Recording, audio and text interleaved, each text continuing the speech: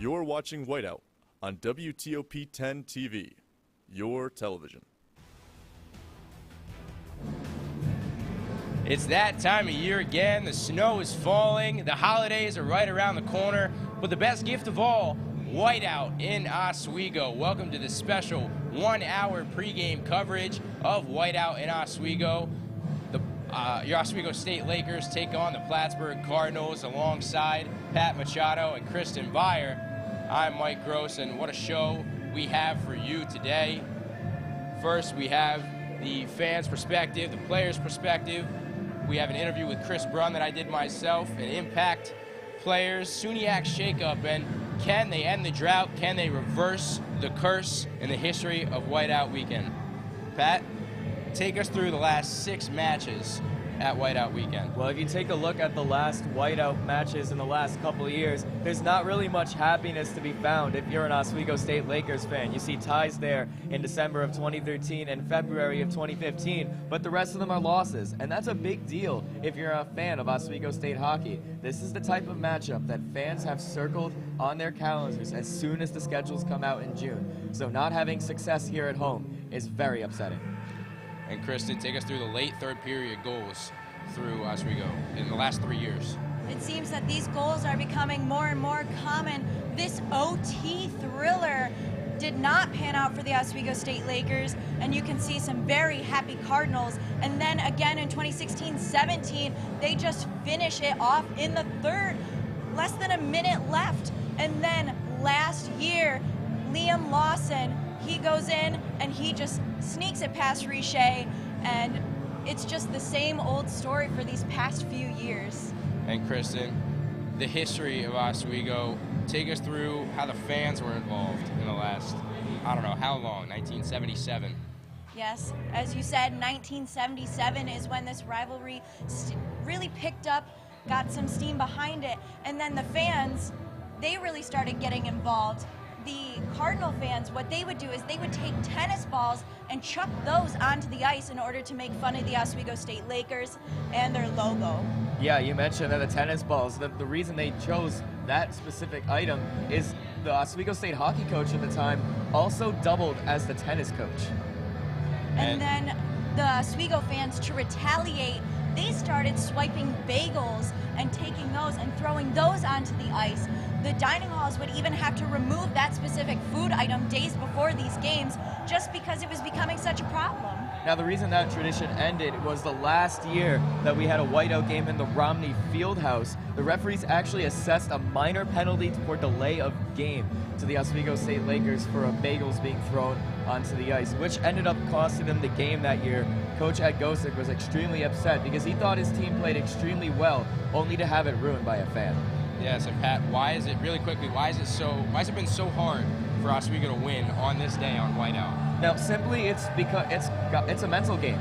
The last couple of years, Oswego has played extremely well. It's been a low-scoring, high-physical affair, and during the third period, they give up a goal to Plattsburgh, but it's the luck involved too. They must have hit 6 or 7 goalposts during the 16-17 game. So if you're a player, you're doing everything right as far as your job on the ice, but if you can't get a bounce, if you can't get any sort of luck whatsoever, it's very demoralizing. Yes, and you know, there's a lot of emotions going through this game, but a lot of it comes from the fans and the Oswego community. Pat, they play such a large role in this game with almost 2,500 people in this building wearing all white. You know, what does this game mean to the community and to the students of SUNY Oswego? Well, first of all, the community. The closest professional sports franchise that they have is 45 minutes south into Syracuse for the Crunch, or 3 hours west for the Bills. So this is their hometown team. This is the team that kids grow up idolizing and why they fall in love with the sport of hockey to begin with. For the students, it's all about college pride. As soon as you become a student here at Oswego, one of the first things that you learn is that Plattsburgh is your rival, and then you love nothing more than beating your rival. It comes with the hatred, and it comes with the rivalry that's pretty much been a part of Oswego State lore for half a century now. It's a real treat, and like Pat said, you are told from day one when you enroll, this game is a big deal, you better show up, you better be ready to wait and you better be cheering on your team. And Kristen, I know it's your senior year. It's your last WTOP 10 broadcast for Whiteout. What does this game mean to you? It means so many things. I did the whole waiting game my freshman year, and then I was lucky enough to be given the opportunity to assistant produce sophomore year, and I just keep going from there. And it means absolutely so much to me, and I'm going to miss it a whole lot, Mike. Speaking of us and speaking of the fans, reporter James Catato was outside the arena doors with a massive line that started today at actually 1:47 p.m. was the exact time.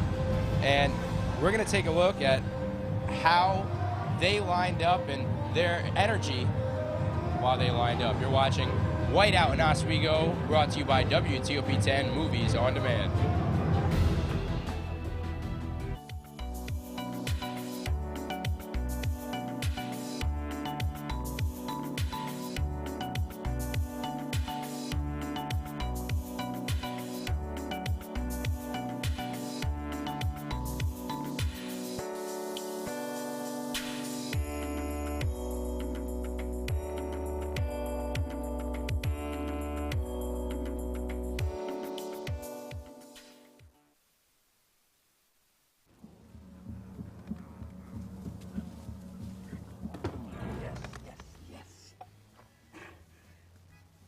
Oh, hi. I suppose you're wondering what an A-list celebrity like me is doing in a place like this. You must know, I'm saving the world.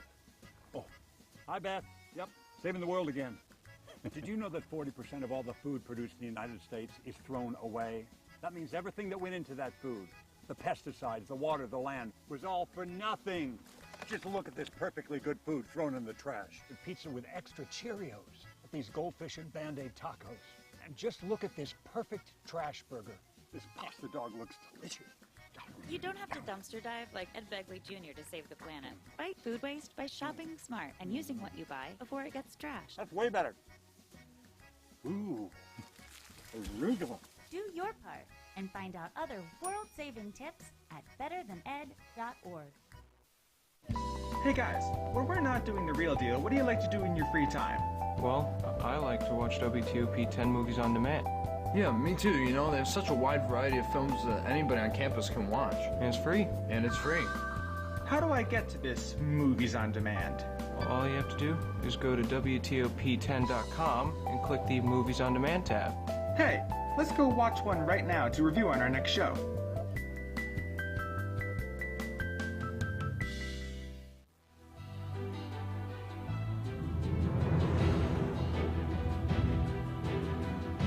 Welcome back to Whiteout Weekend 2018. I'm here with Madison, who is in the very front of this very long line. And Madison, I gotta ask, what made you want to be in the front of this line?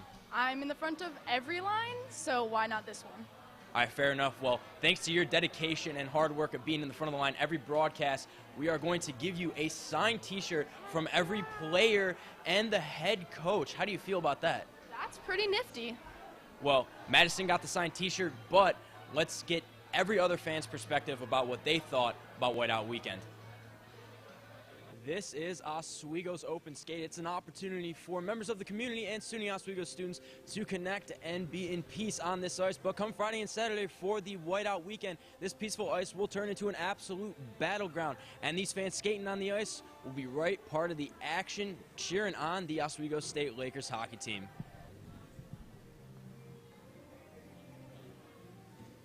With Whiteout Weekend fast approaching, the fans need to play a crucial role in getting Oswego the win, which is something Oswego freshman Tim Hayes thinks will happen.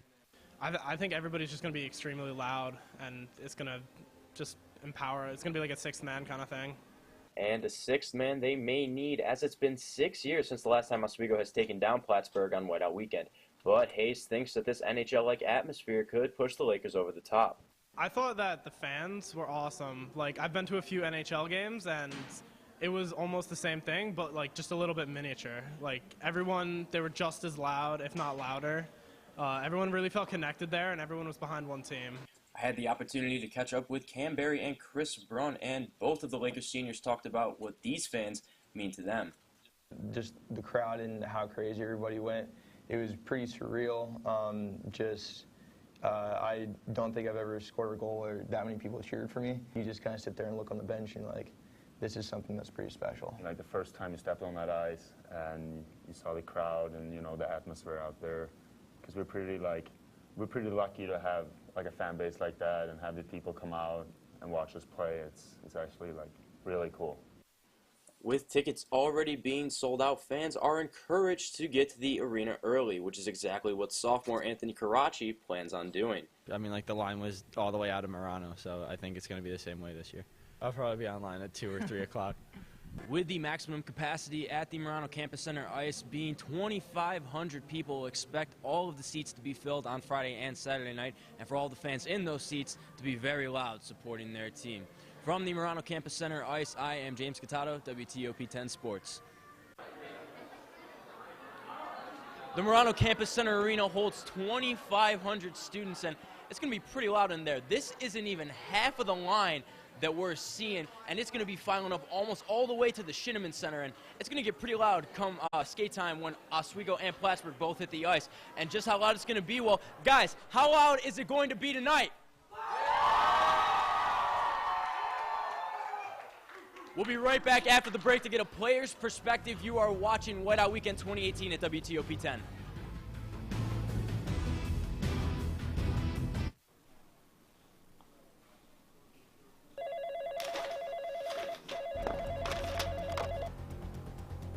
Hello? Josh, the stream's not working. We need you to fix it right now. The stream's down? I'll be right there.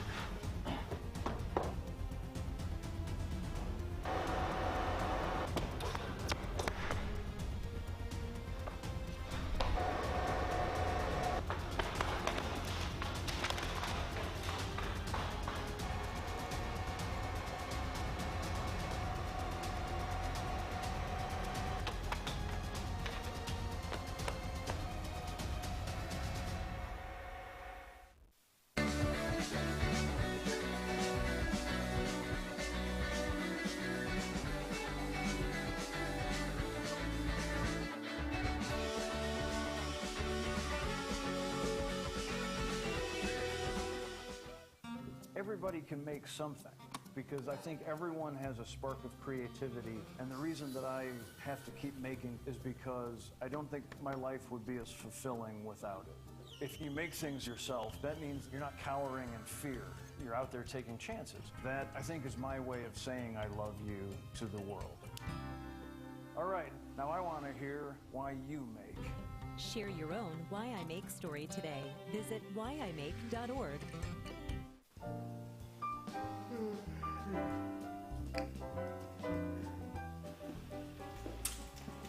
Hey, good morning, James. Morning.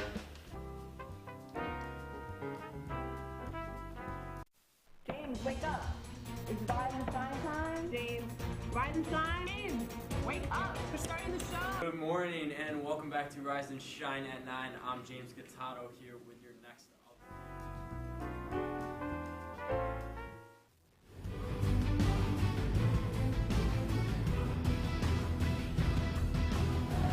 Welcome back to Whiteout in Oswego, presented by WTOP 10 Movies on Demand. Tonight's game is the holy grail of Oswego hockey. The players have been mentally preparing all week, and we got a chance to sit down with them to ask them what this game means to the community, to the team, and to them as individuals.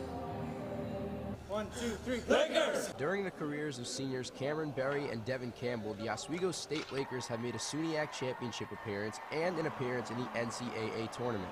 Neither of those mean as much to them as Whiteout Weekend, though. Berry says it's a game the players circle on the calendar every season. It's one of those things where even the casual hockey fan at the school tends to know about Whiteout, tends to want to go to Whiteout. So I think something like that can bring the school together kind of like that is pretty cool. For Captain Devin Campbell, it's the support of the fans that captures his attention the second he steps on the ice. In the first couple minutes of the game where everyone's got the towels out and stuff, it's pretty cool to see, and it's really loud in here. And I mean, we notice all the fan support, so I think that's really cool, and just all like the media stuff leading up to it. However, the team has not been able to feed off the crowd's energy for a win against Plattsburgh on Whiteout Weekend since the 2012-2013 season. A win would not only help them make a statement in the SUNYAC, but would allow the seniors to go out on top in their final Whiteout game. it'd be huge. I mean, we haven't done it in a long time, and not just for me. I know for Barry and Brun, they've been here for 4 years, and they haven't been able to get it. So it'd be massive for us. As his role in the rivalry comes to a close, Berry says the entire experience is something he will miss once the final horn sounds. Actually being in the stands and being on the ice and throwing a hit and just having the whole crowd go crazy at the beginning of the game, or just hearing the fans go nuts every single time that somebody steps on the ice. While one chapter of Berry's and Campbell's career is closing, the memories of Whiteout will continue for a lifetime.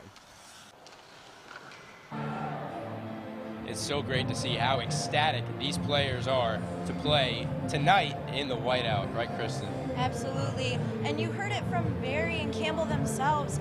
It just means so much more than any other game. Yeah, you played Plattsburgh a couple times in the season, but this is where it counts. Those passions that the fans have, they come here and they're here for you.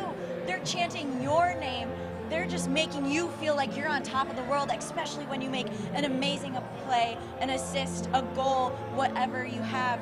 And I think that that's really important, and I think that stays in people's brains for a really long time. Yeah, you talked about the fan support. It was a little bit different this year since Oswego moved a lot of their ticket operations online, but there would, on Sunday when they released the ticket for Whiteout Weekend, people would be lining up for that, even knowing that the tickets that they get don't actually have seats on them. It doesn't actually matter what order you get your tickets in, because it's the line today that actually does matter. But they show up early and they show up in force just to prove how much they care about this. Yes, and these tickets pretty much sold out midweek. I talked to some people on Thursday and Friday. They couldn't get tickets on Thursday and Friday for this game. People around the town couldn't get tickets for this game. That's how big and that's how meaningful this game is, not only to the players, but to the town themselves. And people just scour the internet for tickets. You see it on Facebook, on Twitter. People are just calling out, does anybody have a ticket they can throw my way? I will pay for it. And I think that just speaks a lot to the enthusiasm and how ingrained this tradition really is into the community. But let's take it back to the players for just a second here. I'm just going to name a few players. Matt Galati, Kenny Neal, Chris Waterstreet, Ragaseo, Holshoff. What do all these players have in common? They've never won a whiteout. These are players that have been difference makers, some of them even captains of the Oswego State Lakers team. But this, the Holy Grail, has the one thing that has voided them. Up next, we have James in line with all the fans. He did some trivia with them, and they won some prizes to those who knew the history of Oswego. You're watching Whiteout in Oswego, brought to you by WTOP 10 Movies on Demand.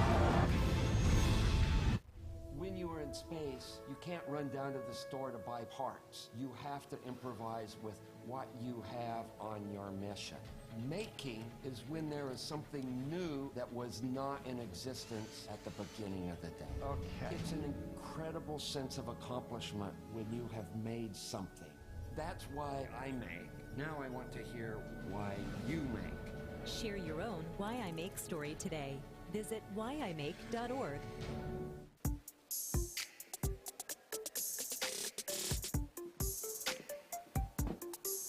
How do we afford all this?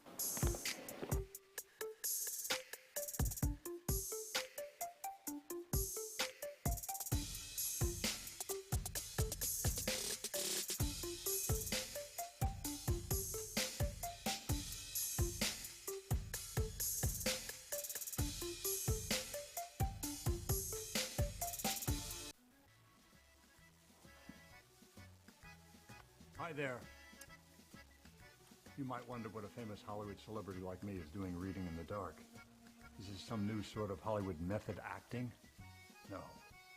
This is quite real. Did you know that Americans use about 4 times as much energy per year as the global average? We waste energy left and right despite the fact that the dirty fossil fuels we use to power our energy sources wreak havoc on the natural world and destroys valuable wildlife habitats. By reading with my solar-powered night vision goggles, I'm saving energy and looking sleek. You don't have to sit in the dark like Ed Begley Jr. to save the world. Fight climate change by speaking up for cleaner, smarter energy, including rooftop solar. Oh, that's way better. Oh. Do your your part and find out other world-saving tips at betterthaned.org.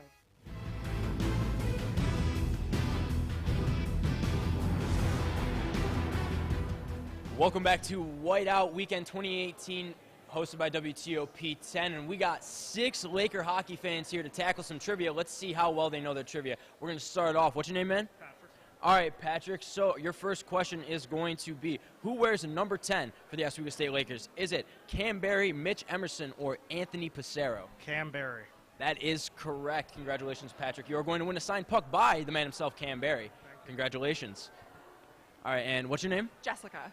All right, Jessica, so your question is going to be, who is the captain of the Oswego State Lakers? Is it Devin Campbell, Jody Sullivan, or Joseph Molinaro? I'm going to say Devin Campbell. Devin Campbell would be the correct answer. You're going to win a Frozen 4 puck by the coach himself, Ed Gosick, so congratulations for winning that. Moving on to the next one. What is your name, man? Alex. Alex, we got Alex here with us right now. And how many total goals were scored between the Cardinals and the Lakers last whiteout weekend? 1, 2, or 3? I'm going to go with 3. The answer was 1. Sorry about that, Alex. Moving on to the next one. What is your name? Jordan. All right, Jordan, so your question is going to be, this one's a little bit tougher. Which of these players played 1 season of Division I hockey? Is it Michael Gillespie, Aaron Huffnagel, or Jody Sullivan? I'm going to go with Jody Sullivan. The answer was Michael Gillespie. He played 1 year at Ohio State University. Sorry about that, Jordan. Moving on to the next one. And what's your name, man? Bruno. All right, Bruno. I like that name. My favorite artist, Bruno Mars. Fits pretty well. So your question is going to be, what is the maximum capacity of the Murano Campus Center Arena? Is it 30,000, 4,000, or 2,500? 2,500. That is correct. It is a smaller arena, which means you are going to win another signed puck from Coach Gosick when they went to the Frozen 4 tournament. Congratulations. And we're moving on to the last question. It is the toughest question of the bunch, so good luck. What's your name, man? Justin. All right, Justin, good luck with this one. Who is Oswego's all-time leader in points? Is it Dave Lair, Mitch Herlihy, or Kenny Neal? I would say Kenny Neal. The answer was Dave Lair, who scored 352 points in his career from 1980 to 1983. Heck of a career for Mr. Lair. And, guys, congratulations. Thank you all for playing. But we at WTOP 10 are in the Christmas spirit. We're in a giving spirit. So we are going to give all of you guys pucks just for playing and being good sports. So congratulations. Congratulations to everybody for playing. And after the break, we are going to catch up with Swedish defenseman Chris Brunn about his time in the United States. Stay tuned. You are watching Whiteout Weekend 2018 coverage here at WTOP 10.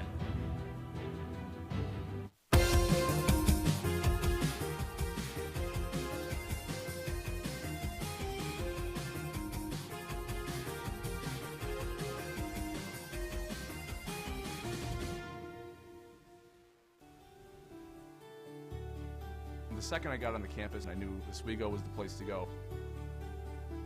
There's a place for everybody at Oswego. This school just opens the world to you. Have the opportunity to explore and to learn so many different things, not only about yourself, but the people around you and the world. It definitely is about the student. I felt it to be very about me. Now that I'm here, I can't imagine myself anywhere else. It's a beautiful day out here. Sunny today with light breezes, giving way to clouds in the afternoon. We could see some light precipitation to moderate precipitation later on, followed by powerful storm-like conditions. 90 miles per hour winds are expected. Authorities are asking everyone, stay indoors. Come on, that's it. Let's go.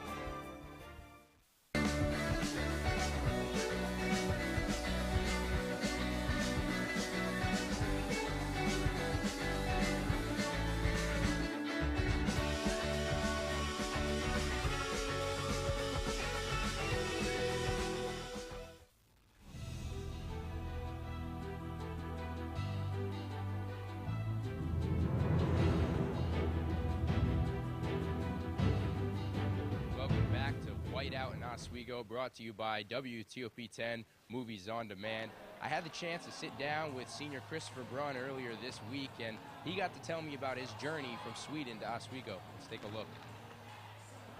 Chris, how's it going? Happy Whiteout. Good. Yeah, thank you. Thank you. I'm excited. Awesome. When did you start playing hockey? So I started playing hockey when I was around hockey, I started probably when I was around 5, but I took like skating school, whatever, when I was 3.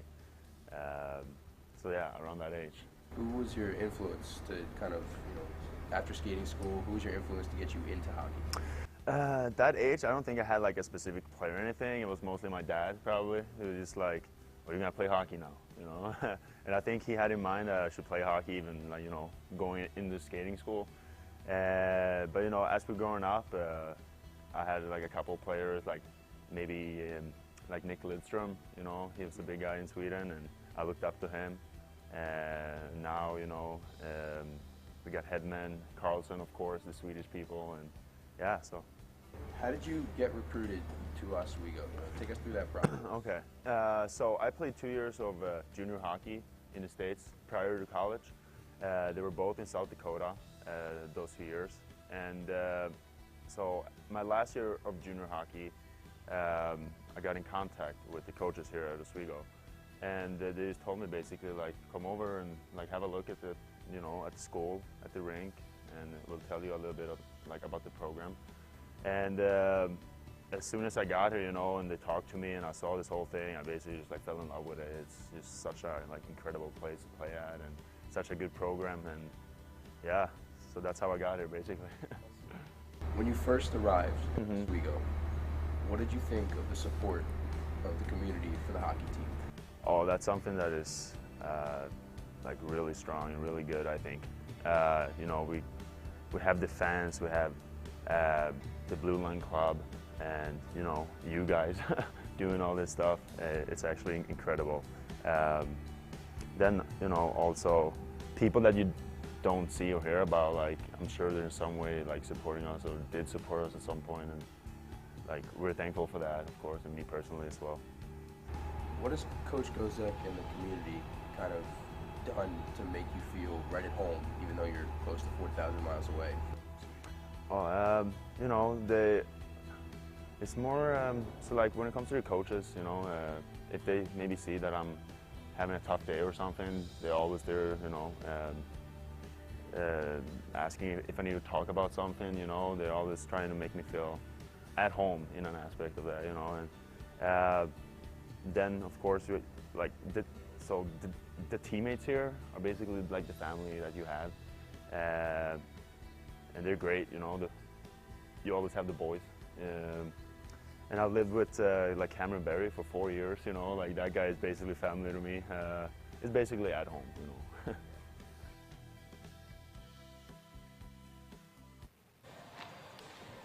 Coming your way, Jake Vanderbrook and Matt Watling will bring you all the reasons why the first-year players have been a big impact on the team thus far. You're watching Whiteout in Oswego, brought to you by WTOP 10 Movies on Demand. Say, President Stanley, whenever there's bad weather, who would you turn to? I'd turn to Storm Team 10. No, but you've got to say it like this. Storm Team 10. Say it with me. Storm Team 10.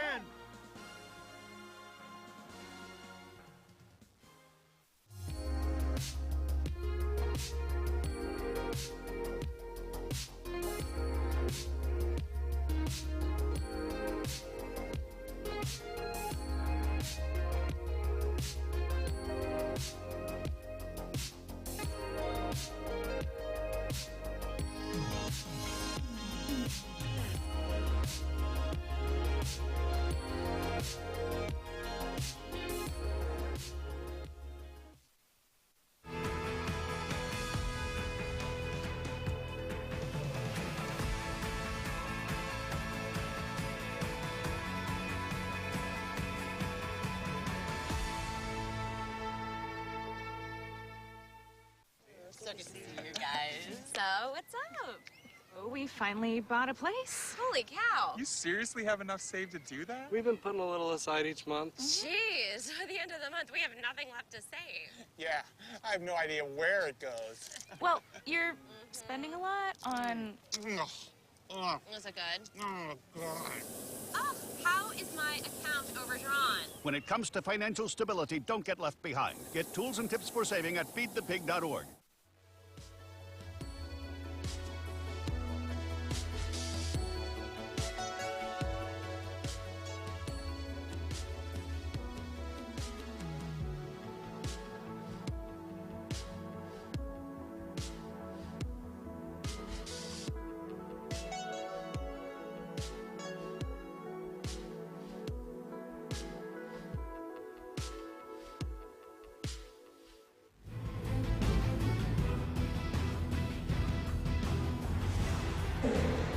Welcome back to the Steve Levy press box. Jake Vandenbroek alongside Matt Weiling. Now, despite Coach Ed Gosek jumbling the lines all throughout this season, Gosek has been keeping Anthony Passero and Travis Broman on the same line. And for more on that, we were able to speak to Broman and Passero about the impact of them working together.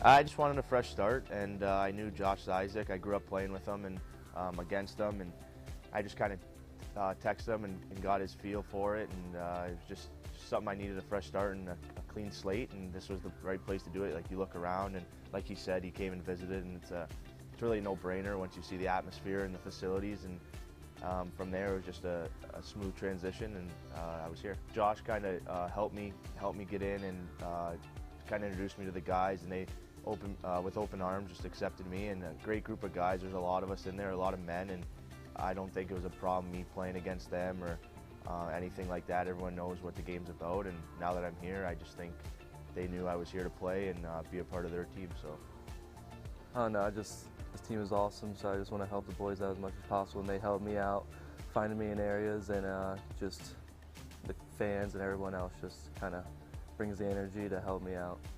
You watch him play, just a big, fast power forward. He makes a lot of room for me out there. I like to pass the puck, and like he said, he finds areas, and he definitely finds the back of the net. So it makes it easier on me and whoever else we're playing with. And he's a great player, and he's fast, and he just he brings it every night. So he's a really smart player. I mean, we talk all the time on the bench and whatnot. And he's helped me out with certain plays, what we could do on the ice, and just be better chemistry-wise. And I know he's always going to find me, make the great pass that he does. So it just works out. Well, Anthony Passero is finally in a Lakers jersey, and he is going to be on the top line tonight with Michael Gillespie and Travis Broman. Right, and this is a guy that Coach Gosek tried to bring in when he was coming out of junior hockey, lost him to Buff State, and now he's here. He's one of the few players that Gosek said he'd have a spot in his lineup. Gosek doesn't do that too much, and that's just really a testament to how good of a player Passero is. Yeah, for sure. Well, coming up, we are going to send it back to the perch as Mike Gross, Kristen Barr, and Pat Machado have the recap of last night's Oswego win over SUNY Potsdam. You're watching Hockey Night in Oswego on WTOP 10.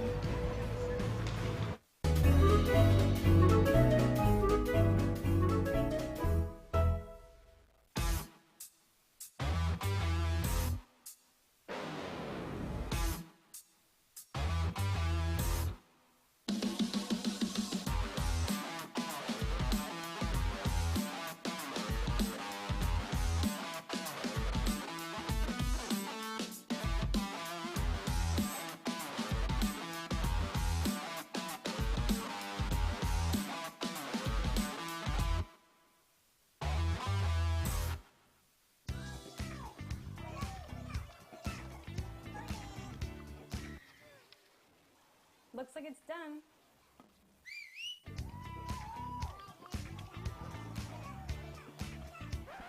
Don't let salmonella get funky with your chicken. On average, 1 in 6 Americans will get a foodborne illness this year. You can't see these microbes, but they might be there. So learn the right temperature to cook each type of meat. Keep your family safe at foodsafety.gov.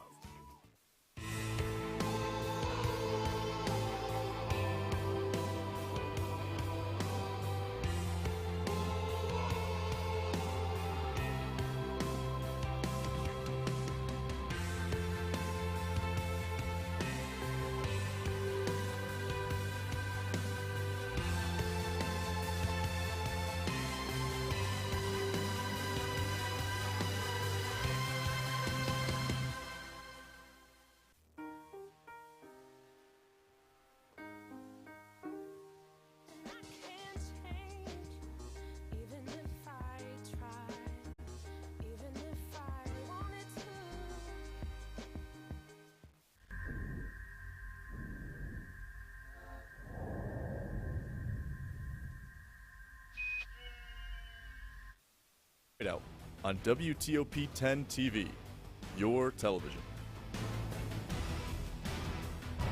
Welcome back to Whiteout in Oswego, presented by WTOP 10 Movies on Demand. We're about 25 minutes now from puck drop, but first, let's get a recap of the last games for each Oswego and Plattsburgh. Oswego had a 5-2 routing of Potsdam last night. Take us through that, Pat. Well, yesterday was an absolutely exciting game as Gillespie is going to get the first goal here. He got the pass off of Curry and walked into the slot for the first goal of the game. But just a couple minutes later, Potsdam will tie it again off the power play. Some beautiful puck movement, drawing the Lakers out of position. And then Brett Horn, the former Humboldt Bronco, gets the goal there.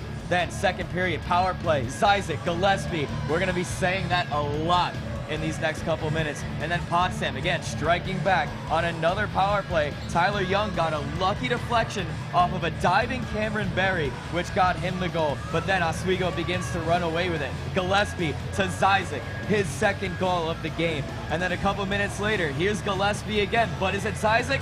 No, it's Max Novick who rips a one-timer to get the goal. But then a couple minutes later, a career night for Josh Zizek as he rips one top shelf as a beautiful individual goal to get his first hat trick of the game. And we got the full screen stats up on the board. 31 shots on goal compared to 19. 43 faceoffs won for Oswego compared to a mere 20. You know, Zizek had 3 goals and an assist. Gillespie had 1 goal and 3 assists. What else stood out to you, Kristen? I would say mostly the playing of that team. After last night, Gillespie and Zizek are the 2 top scorers on the team. Gillespie is now the 9th in the SUNYAC conference in general, so I think that was a really big night. Yeah, the stats show that it was a very lopsided game, but that was not the case. It was only the third period that Oswego controlled. Yes, and Plattsburgh also played a game yesterday. They, as you can see right here, they played Portland. Kristen, take us through this one. Absolutely. You can see they're getting a goal off of that huge jumble in front of the net. Just mass confusion. And then they're going to do some more of that again, and they're just trying to put in work. And there's just more celebrations you have. Last night's score will end up being 4-3, and it'll push them to number 2 in the SUNYAC, pushing down Fredonia. And the goals just keep on coming. You can see right here, just the celebrations, and everything just keeps on slipping past these goalies. This movement up the ice, not necessarily a breakaway, but a rip from the side. And Joe Draven had the tie-maker 3rd goal in that one. And yeah. Well, Plattsburgh, they were 0 for 5 on the power play. Portland was 0 for 1. So empty opportunities on the power play, but great penalty kills from both sides. The penalty kill for Plattsburgh is the top in the SUNYAC. All right, well, coming up, we have a look at the SUNYAC standings, also the USCHO national poll. See where Oswego lands and see where Plattsburgh lands. You're watching Whiteout in Oswego, brought to you by WTOP 10 Movies on Demand.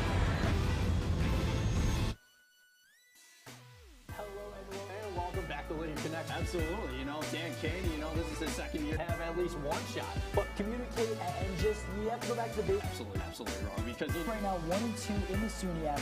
If you can win both of those games, sick and tired, Brandon. If the other team can win 1 point, hey, Vanderbilt. Oh, absolutely, come on. Just give me the 1-0 lead, all right? Nope. Or watching Laker Connection. Here on WTOP 10.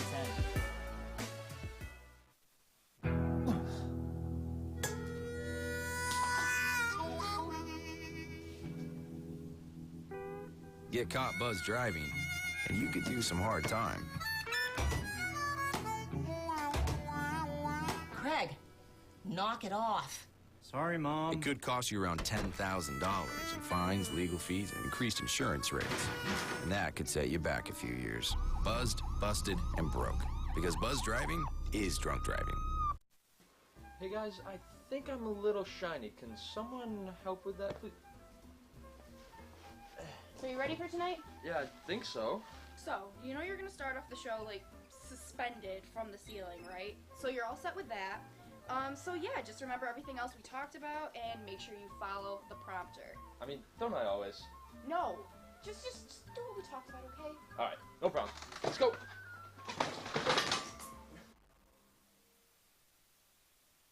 It's a beautiful day out here.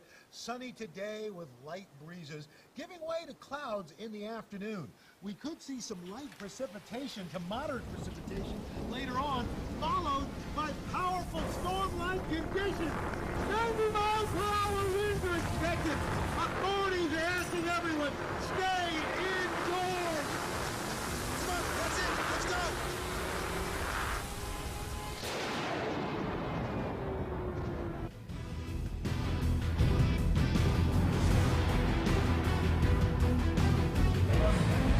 Welcome back to Whiteout in Oswego, brought to you by WTOP 10 Movies on Demand. And we are just minutes away from puck drop. But Patrick, first, let's take us through the SUNYAC standings. Yeah, there's a lot of prestige and there's a lot of meaning towards this game, towards the rivalry, but that is not the only thing at stake tonight. If you take a look at this logjam of a SUNYAC conference this year, you'll see that Geneseo tops the conference with 15 points. Plattsburgh just under them at 11. Oswego looming with 8. Now, what can happen tonight? If Oswego wins, that's 2 points. They come within 1 point of Plattsburgh with 10. But the thing that you need to keep into account here, if you're reading the records on that graphic, Oswego has 3 games in hand going into tonight. Yes, Kristen, now take us with the national poll, the USCHO rankings. Well, if we take a look at this poll, there's a lot going on. Geneseo staying steady at 2, which is interesting because they have once lost to Plattsburgh this season and they tied Buff State. Oswego has dropped 2 spots from last season, and Fredonia, which was not even ranked last week, is now on there at 14 because they beat Plattsburgh, which really helped them out. And I think that makes that very dynamic, and this matchup is going to be so heated. Very important game, and coming up, we'll have today's matchup, what both teams need to do to win this rivalry whiteout game. You're watching Whiteout in Oswego, brought to you by WTOP 10 Movies on Demand. You know who's going off in fantasy this week? Drew Brees. Brees with time.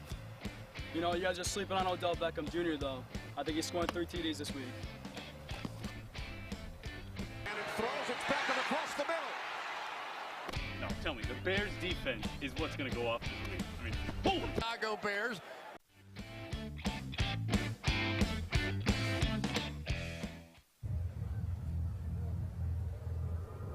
Looking for these?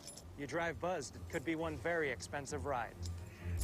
First, you gotta make bail. Then pay me to get your car back. Your insurance premiums will go through the roof. And my legal fees just keep adding up. All told, it could end up costing you $10,000. Buzzed, busted, and broke. Because buzz driving is drunk driving. As an American, it's hard to hear that we have a serious hunger issue in our country. And as a parent, it's even harder to hear that 1 in 5 of our kids struggles with hunger, especially when billions of pounds of good food are wasted every year. Feeding America is a nationwide network of food banks that helps provide billions of meals to families in need right in your community. Visit feedingamerica.org to support Feeding America and your local food bank. Together we can solve hunger. Together, we're Feeding America.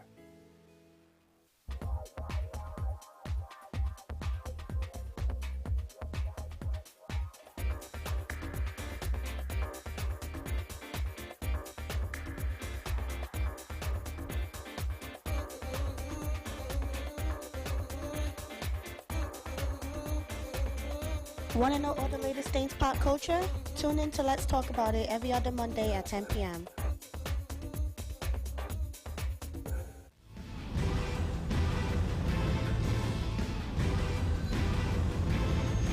Welcome back to Whiteout in Oswego. We are 15 minutes away from puck drop, and we're going to take you through tonight's matchup and what it's going to look like. Kristen, start us off.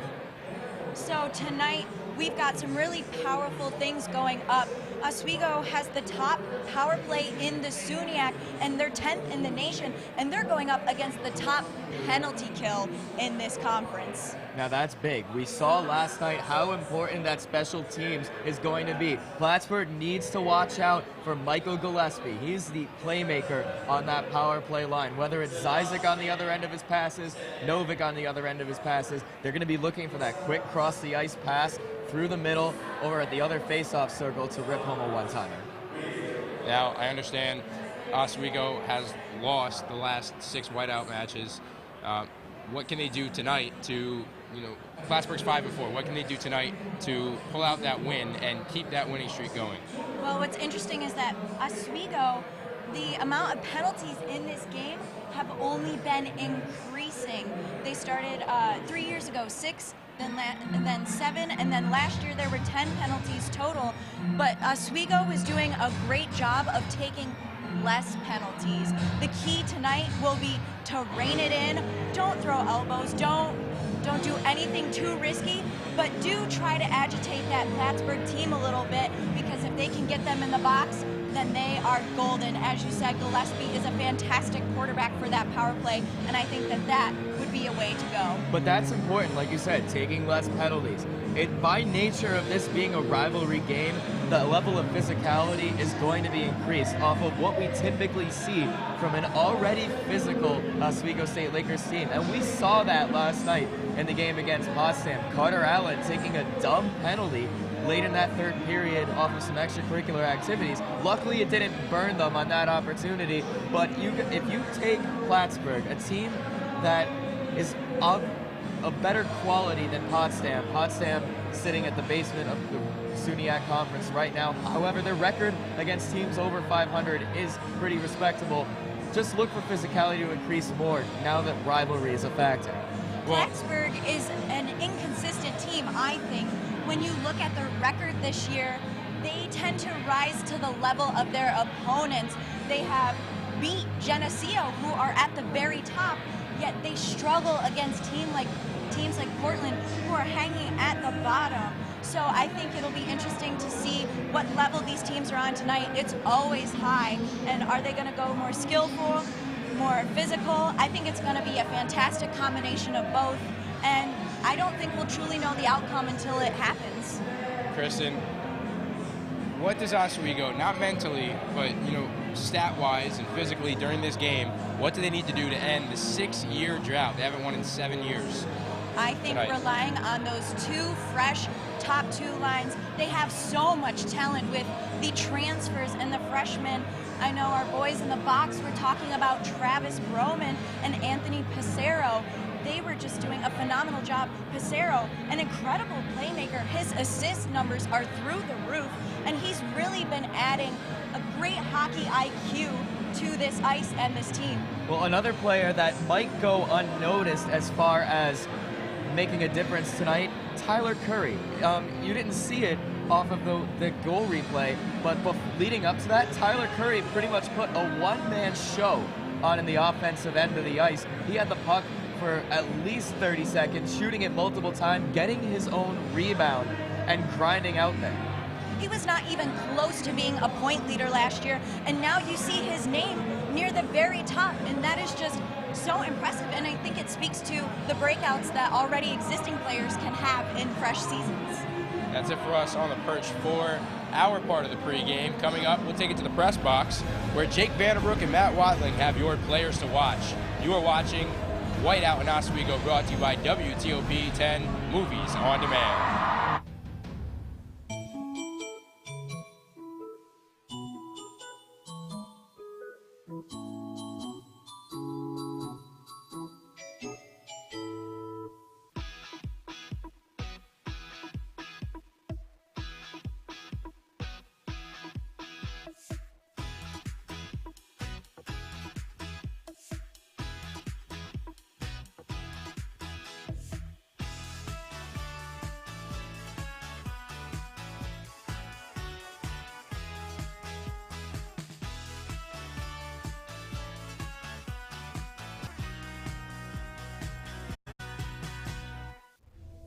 in space, you can't run down to the store to buy parts. You have to improvise with what you have on your mission. Making is when there is something new that was not in existence at the beginning of the day. Okay. It's an incredible sense of accomplishment when you have made something. That's why I make. Now I want to hear why you make. Share your own Why I Make story today. Visit whyimake.org.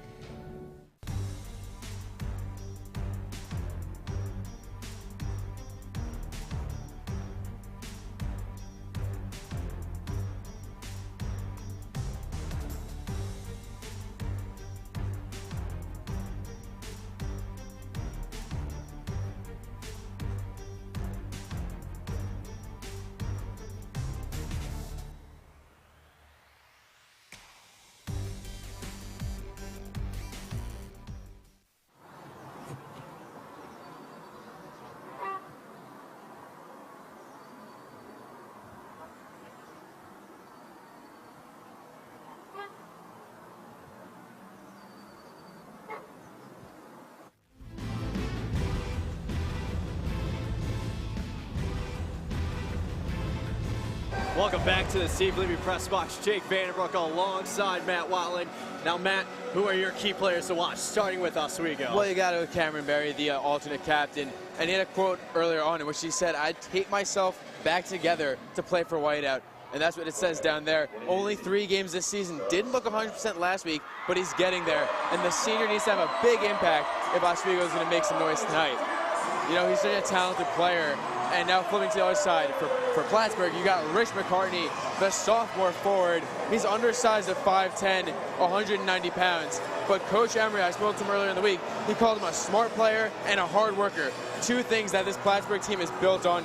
He was second all-team SUNYAC last year as a freshman and leads the team this year. 7 goals, 2 assists, 9 points in 10 games played. Well, for my players of the game, starting with Oswego, I'm going to have to go with Max Novak. He is going to be the first on the first line tonight. Had a great game last night against Potsdam with 1 goal and 2 assists, but then you got to look at his season stats. The 1 goal that he had, that was from last night, and the fact that he's been dishing out the puck to his teammates, he has a total of 6 assists. But you got to go to Liam Lawson. He will be on the 4th line tonight, starting at the right wing. The sophomore, he is going to be a very big impact. And keep in mind, Matt, he scored that lonely goal last year at Whiteout to send the Lakers home disappointed. But now we're going to toss it down to James Catano, who is down at the stands.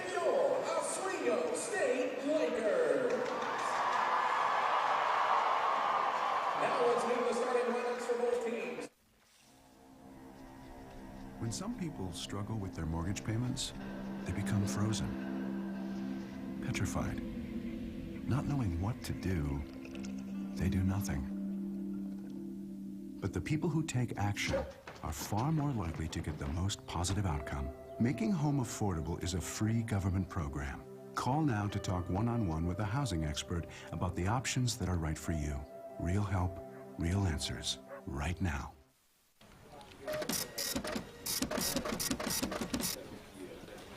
It's taste, not toast.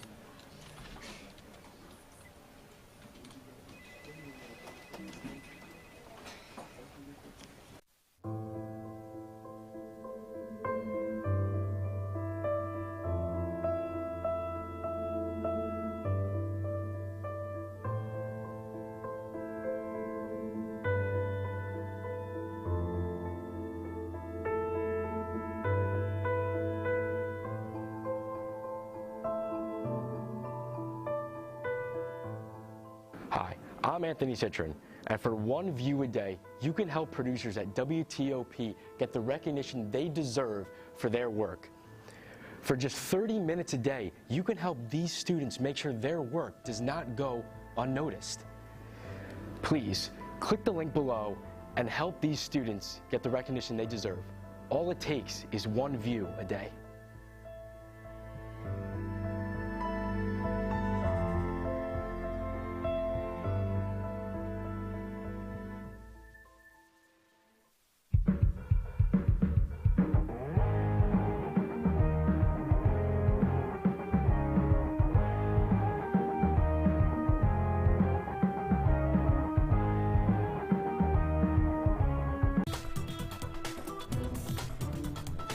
Good evening and welcome to WTOP 10 Nightly News.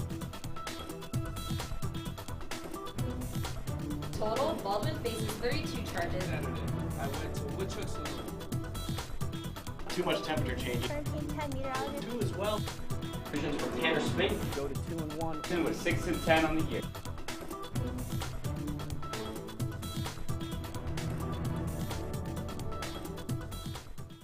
There's one thing you can never have sex without. It's consent. Because sex without it isn't sex.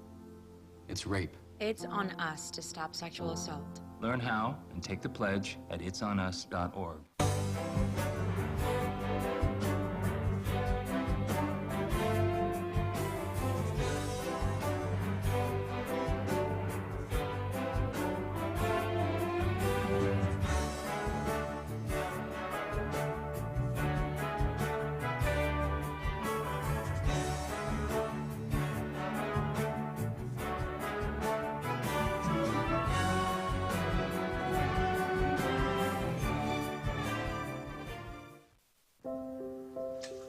I want to eat apples and bananas. I need to eat apples and bananas. Why can't I eat? 1 in 5 children struggles with hunger in America. Support the Feeding America nationwide network of food banks to help provide meals to those in need. Join us at feedingamerica.org.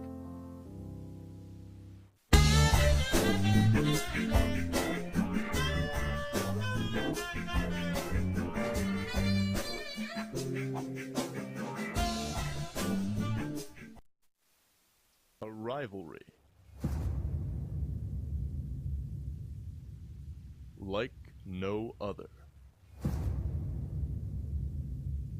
Oswego, Plattsburgh.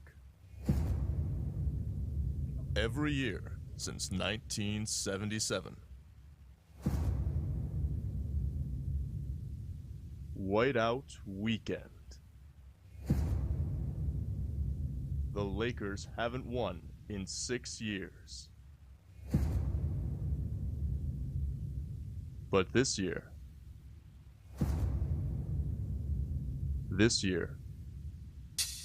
is different.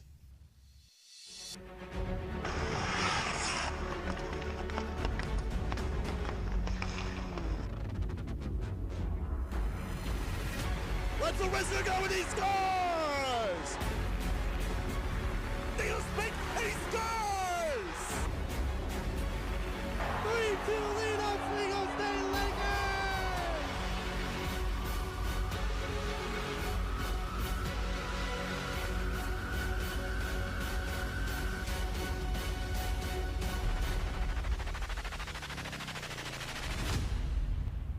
Whiteout 2018 starts now on WTOP 10. Welcome back to Whiteout Weekend here at Oswego. Jake Vandenbroek alongside Matt Willing. Now taking a look at the goalies right now. On the left side, you got David Richey. Did not start yesterday, but the last game he struggled against Geneseo. Yeah, and the team lost 3-0. And I thought it was Richey's best game. It didn't look great on the stat line, but he was down. He made some key saves, and as a whole, the team just didn't look good that night. But you're right, Richey struggling. For most season, we have not seen that vintage Richey we saw last year when he was so dominant. Well, now on the other side, we got Jimmy Parita, who did play last night. Struggled a little bit, but he found his mojo late in the game as Plattsburgh was able to win that one. But Jimmy Parita has 2 shutouts now, and he has a shutout last year against Oswego on Whiteout.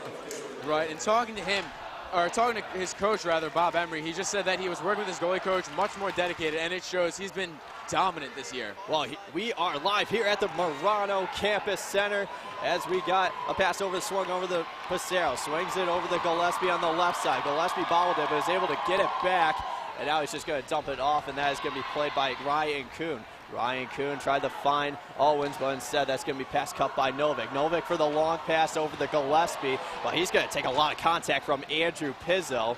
And now battle for puck right now. It's going to be secured by Plattsburgh as they are going to reset. Yeah, and really not a lot going on here. The teams really don't want to make that first mistake. So these first couple shifts, it's going to be really, the play is going to be really tied to that neutral zone. but after a couple whistles, you're going to see it start spreading out a little bit more. Absolutely, but we are going to send it down to our sideline reporter, James Cattell. James, what can you tell us? Hey guys, I'm here in the Oswego student section, and it is guaranteed to be loud, the loudest I've ever heard it. Guys, make some noise, make some noise. Back to you guys at the press box. Hey, thank you, James. Face-off control by Oswego as they're able to dump it off to Tyler Curry. Tyler Curry was double-teamed by Draven. And it looks like an offsides is called with 19:04 left to go in the first period. And so far, not much going on here. As I mentioned before, the crowd is just so anxious. Neither team wants to make the first mistake, so they're going to be playing a lot safer than in a normal hockey game, given the magnitude. That's for sure, and we are going to have a face-off at Central Neutral Ice, as Sloan is there for Plattsburgh, the senior out of Atlanta, Georgia, taking the face-off against Josh Sizek, working that second line face-off controlled by Oswego as Curry dumps it off, but that is going to be deflected off of Ovchinnikov, but it's going to go the other way as Plattsburgh is trying to clear it out of the zone for some pressure as they were able to do that. Pass over the neutral ice, and here is Ovchinnikov. Ovchinnikov with a quick shot, but good pad save by David Richey. A shot that was deflected off the stick by Curry, but David Richey is smart with the puck and decides to cover it. Yeah, that was a nice rebound control from Richey early on. Something earlier on in the season we didn't see too much of, but he was very confident in that play, and it was an easy save to make. But the confidence he threw that puck away into the corner boards is very important for this team. Yeah, really, that shot there for Plattsburgh, as I understand they're putting a lot of shots up, but there just wasn't really anything there as that shot was deflected off. But taking the face-off is going to be controlled by Oswego as Chris Brunn is being pressured by Owens there as he's going to be able to get the pass off. Molinaro working the right side, clears it out now to neutral zone. Here comes Derek Brown. Derek Brown is just going to dump it off. Now on the other side is Mitch Emerson. Emerson tried to get it over the Pelnick, but it was going to be deflected off, and here comes Egan. Pat Egan working that left side, but good defense there by Christopher Braun, and now a battle for puck right now is going to be controlled by Joseph Molinaro as he's able to clear it out of the zone. Yeah, and you saw Pelnick making his debut this weekend. Didn't play last night in favor of Antonucci. There's Plattsburgh trying to threaten Oswego's zone, but here's an opportunity here as Arujo tried to get something going but wasn't able to do it, and Pelnick is able to clear out of their zone. Tried to find Emerson on the near side, but that was going to be deflected off, and it looks like Oswego's going to come up with a new line change. Over the Naher, swings it over to Denoye. Denoye trying to get something going as that is going to be controlled by Oswego, as it looks like it's Devin Campbell, and he is able to turn it over as Sullivan is going to get a good hit out of there, and Oswego is able to get the puck out of the zone once again. Right, and this is a fourth line for the Lakers. Have an offensive flair, but they're really the bangers in this team. They have such heavy hits, and you see it right there. And that's how they're going to get the crowd activated for the Lakers. Max Novick takes a big hit from Andrew Pizzo, and we have a stoppage with 17:10 left to go in the first period. Right, and this is a defense of Plattsburgh that's a lot different than the one we saw last night against Potsdam. Last night against Potsdam, their biggest defenseman was 6'2", 200 pounds. Just looking on this Potsdam side, Jacob Engvall, number 2, 6'7", 215. You got Middleton at 6'3", so they've got a much bigger defense, even Wahlgren at 6'6". Cameron Berry was able to win the faceoff for the Lakers as that pass is going to be sent over to Sullivan. Sullivan around the boards. He is trying to get out of it, but a little bit of miscommunication between him and Nenadal as Plattsburgh is not able to get it out of their zone. Opportunity for Oswego. Quick shot there, but it's blocked, but it's going to be covered up by Jimmy Parita. Yeah, that's a great play by Cameron Berry, the alternate captain, able to just knock his opponent off the puck and creates a bit of a scoring chance there for Jody Sullivan, his winger. Absolutely. Pacero's going to be taking the face-off for the Lakers, and on the other side is the first line, Cam Owens for the Cardinals. Face-off is going to be controlled by Plattsburgh. Parita is just going to stop it out, and he's going to send it over to Ryan Kuhn. Ryan Kuhn is able to clear it out, but a little bit of miscommunication between him and McCartney. Now Oswego's able to reset. Here comes Curry. Swings it over. That pass was deflected off. Anthony Pacero couldn't really get a stick on it, but a fortunate bounce from there, but he wasn't able to control it as Ryan Kuhn gets it out of Oswego's zone. Kuhn making a move. He takes a quick shot, but that's going to be a good save there by David Richey, and Tyler Curry's helmet is off, and play has stopped at 16:22. And he's hit up high with a errant forearm, and it didn't look there was too much going there. I believe that was number 24 for Potsdam, Ryan Kuhn, or for Plattsburgh, excuse me, Ryan Kuhn. Not too much going on there, just in not just a little bit of a nudge there.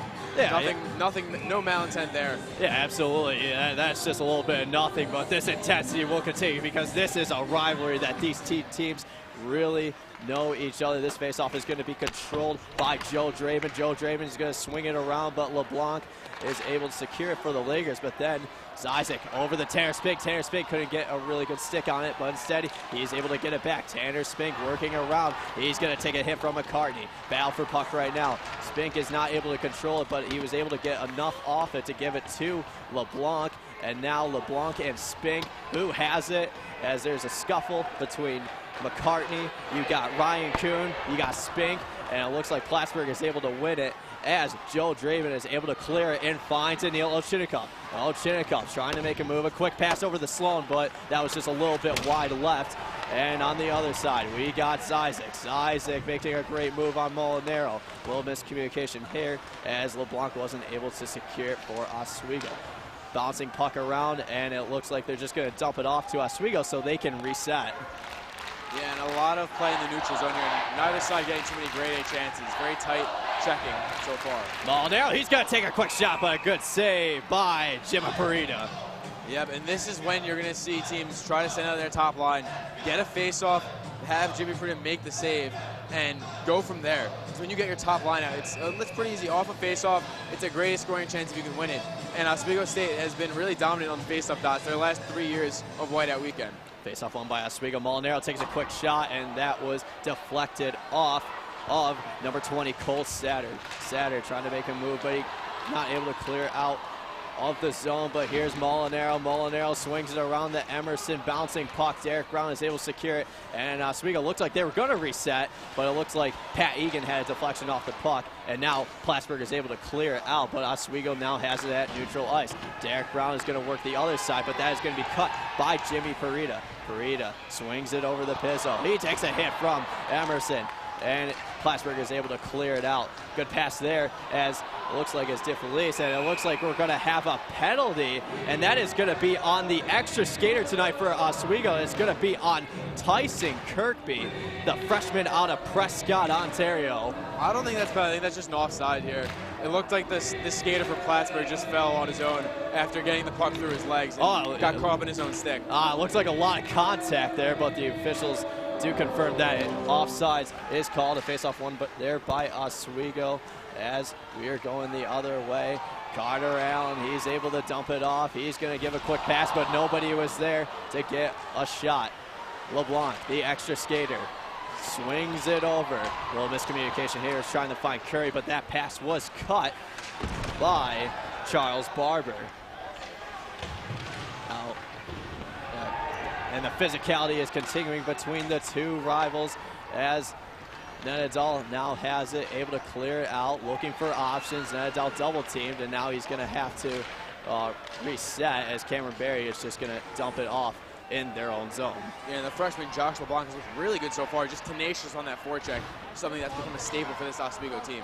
Sloppy passing from Plattsburgh as that was almost another turnover there as Gillespie gives it over the Passero, and now Campbell is going to have to reset. Gillespie working the near side, tries to get it over number 18 for Plattsburgh, and that is going to be taken up by Philip Middleton. Middleton swings it over. That's going to be cut.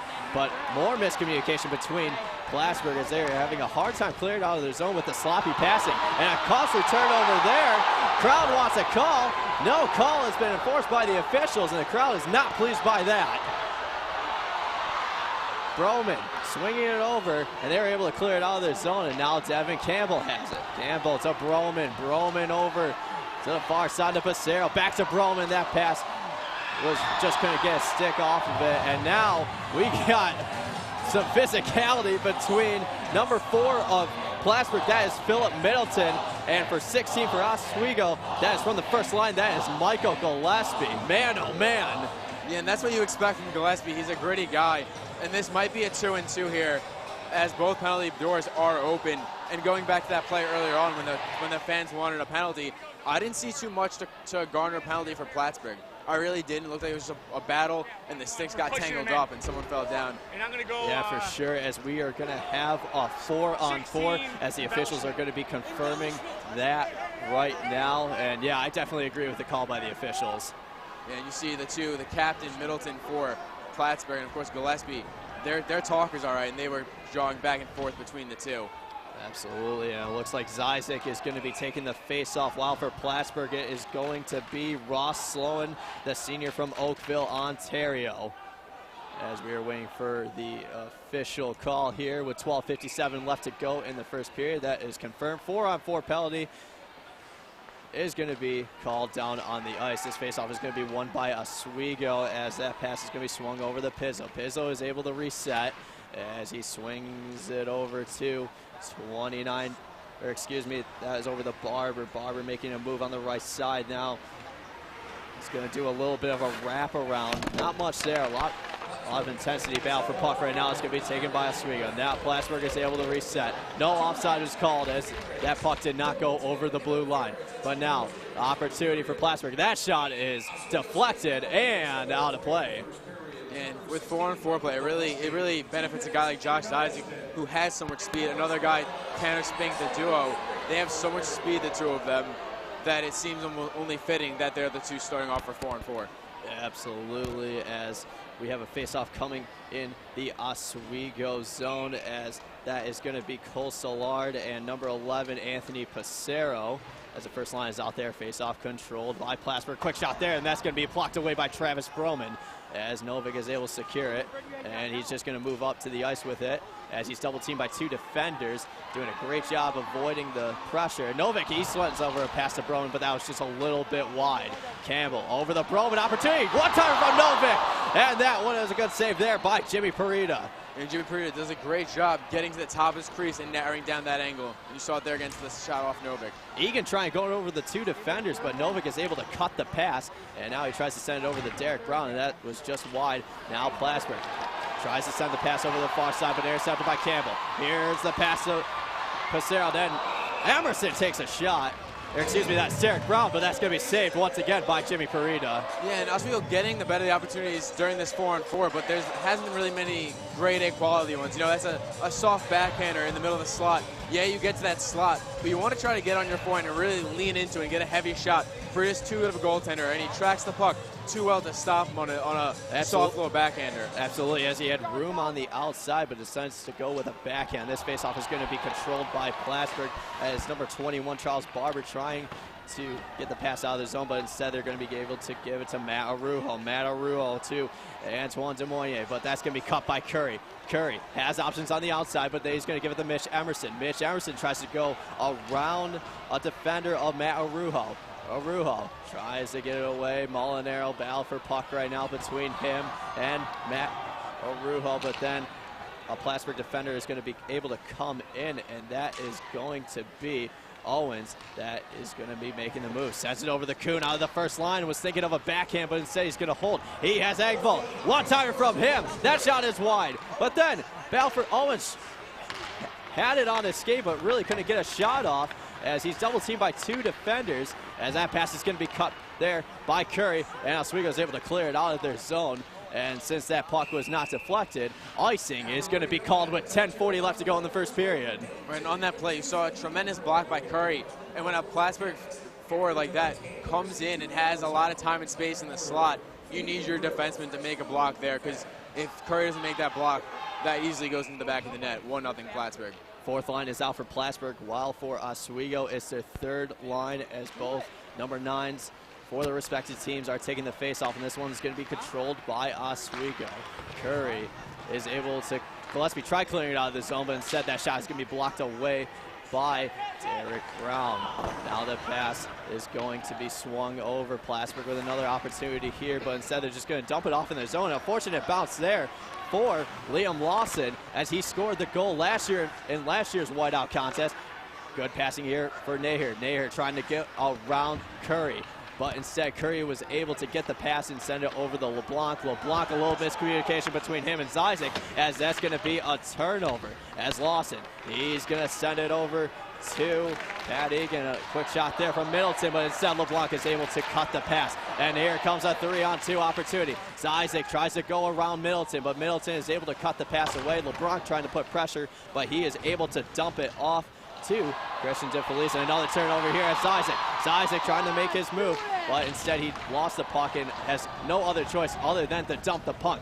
Here is LeBlanc. LeBlanc tries over the Spink. Spink facing a lot of pressure there between him and Denoye. Now over the LeBlanc. Now that pass is going to be cut by Middleton. Middleton, let's see what he's able to do with the puck, and he's just going to clear it out of their zone. And once again, Oswego, odd man rush. Here comes Tanner Spink. Tanner Spink making a move as he swings it over to Isaac. Isaac trying to make a move. Middleton was there to help with the double team there as Plattsburgh is going the other way. Now that's going to be swung over to Sloan. Ross Sloan is going to lose his stick. Another hit as Campbell takes, but instead, or excuse me, that was Chris Brunn that took the hit there, but he's able to clear the puck out of the zone, and here comes Oswego. Emerson over the Derek Brown. Little miscommunication there, an opportunity there as Molinaro was able to put up a shot in the middle, but instead, he wasn't able to find the back of the net, but Oswego's able to reset. Here comes Campbell. Campbell with the shot, saved by Jimmy Barita. But now, back to Novick. Novick to Campbell. Campbell swings it over to Derek Brown. Good defense there by Plattsburgh as he had no other choice to swing it to Mitch Emerson. Here comes a one-timer from Novick. Now Campbell, off the deflection, was able to catch it. Missed bad pass there as Emerson couldn't handle puck, and Plattsburgh was able to clear it out of their zone. And that was the best pair of shifts Oswego's had all period. It started off with that Spink line, able to send it down, keep it in the zone. Didn't have much going on, so they just dumped it in behind the net. Egan over the Solar. Solar, that shot is going to be wide left as there was no rebound opportunity there as Plattsburgh is able to get it back. Here's Jacob Enval. Jacob Enval is just going to dump it off. No deflection there. And icing is going to be called with 7:55 left to go in the first period. And that's not what you want to see if you're the Plattsburgh State Cardinals. You know, Oswego has you on your heels, and you're just going to throw away the puck like that, throw away possession, and now send it in to your defensive end with a top line like Roman, Pissarro, and Gillespie. This is crunch time for Plattsburgh early on in this first period. Anthony Pissarro is able to win the faceoff as Broman tried to give it back to Pissarro, but instead it takes a wide, weird bounce, but Broman was able to get it back. But now it is going to be controlled by Plattsburgh, and a bunch of Plattsburgh defenders turning over the puck as that is going to be swung over to Pissarro. Pissarro wants to reset, but is not able to give it to Allen. But now here's a 2-on-1 opportunity for Plattsburgh. That is going to be blocked away by Curry. Good defense there by Oswego. And that's textbook defense by Tyler Curry. You're on a 2-on-1. What do? Take away the guy with the puck. You want to slide down, take away the pass, force him to take a shot. If you don't do it that way, you can't be in the middle. You got to take one way or the other. And Curry, really aggressive, attacks the puck carrier and just takes away his time and space so fast the puck carrier couldn't do anything with it. Cam Berry wins the face-off there. Or excuse me, that is going to be swung over, but David Richey is able to save it. Opportunities for Plattsburgh as Kuhn tried to get a shot off, and he wasn't able to find the back of the net. LeBlanc, here's Kirby, the extra skater. He has option. He tries to swing it over to Cameron Berry, and that pass was just a little wide. And the one thing I love about this freshman class is they're so tenacious. They have such great work ethic, and that's what you see, just that extra effort to clear the puck and create an offensive opportunity. Palnick is just going to dump it off the zone, but that was going to be cut away by Jimmy Parita. Parita the McCartney now swings it over to Owens at neutral ice. Owens tries to make a move. Now to Kuhn. Now Owens. He has options. And a great save by David Richey. Owens tries to go backhand. What a beautiful save.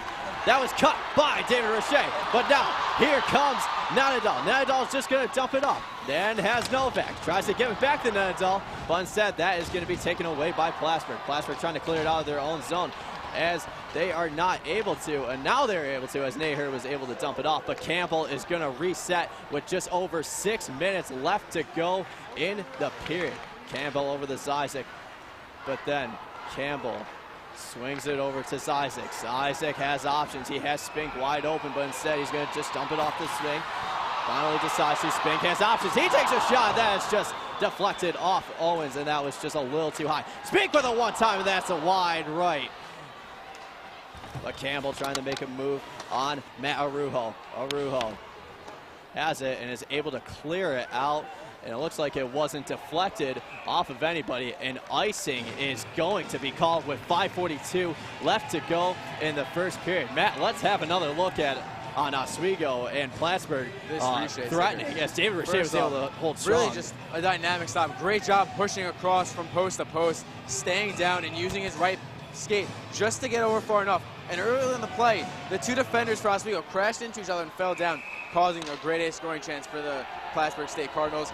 Oswego, as good as they've been playing in their own zone, they've been a little shaky. Yeah, they have been a little bit, especially on the defensive end. You know, it's whiteout. You know, the fact that there's a lot of pressure. They haven't won in 6 years, and they're trying to end that, Matt. And you got to feel that intensity. Yeah, you could feel it. It's palpable in the arena, but that's no excuse for the defensemen. They can't skate into each other. They have to be better with their positioning and with their location on the ice. Jacob Enval is able to control the faceoff as he's going to swing it over to Ochinikov. Ochinikov makes a move, and he's going to have to set up. He has Pizzo. Pizzo, he's going to take a shot, and that is going to be wide right, but this one is swung over to Curry. Curry turns it over as Pizzo just takes a quick shot, and that just went right off his stick weird, but Molinaro was able to control it, but instead he's just going to clear it away as Pizzo just dumped it off in the Oswego zone as Carter Allen tries to make a move. Thought there was a tripping call there, but instead the officials didn't see it, so play will resume.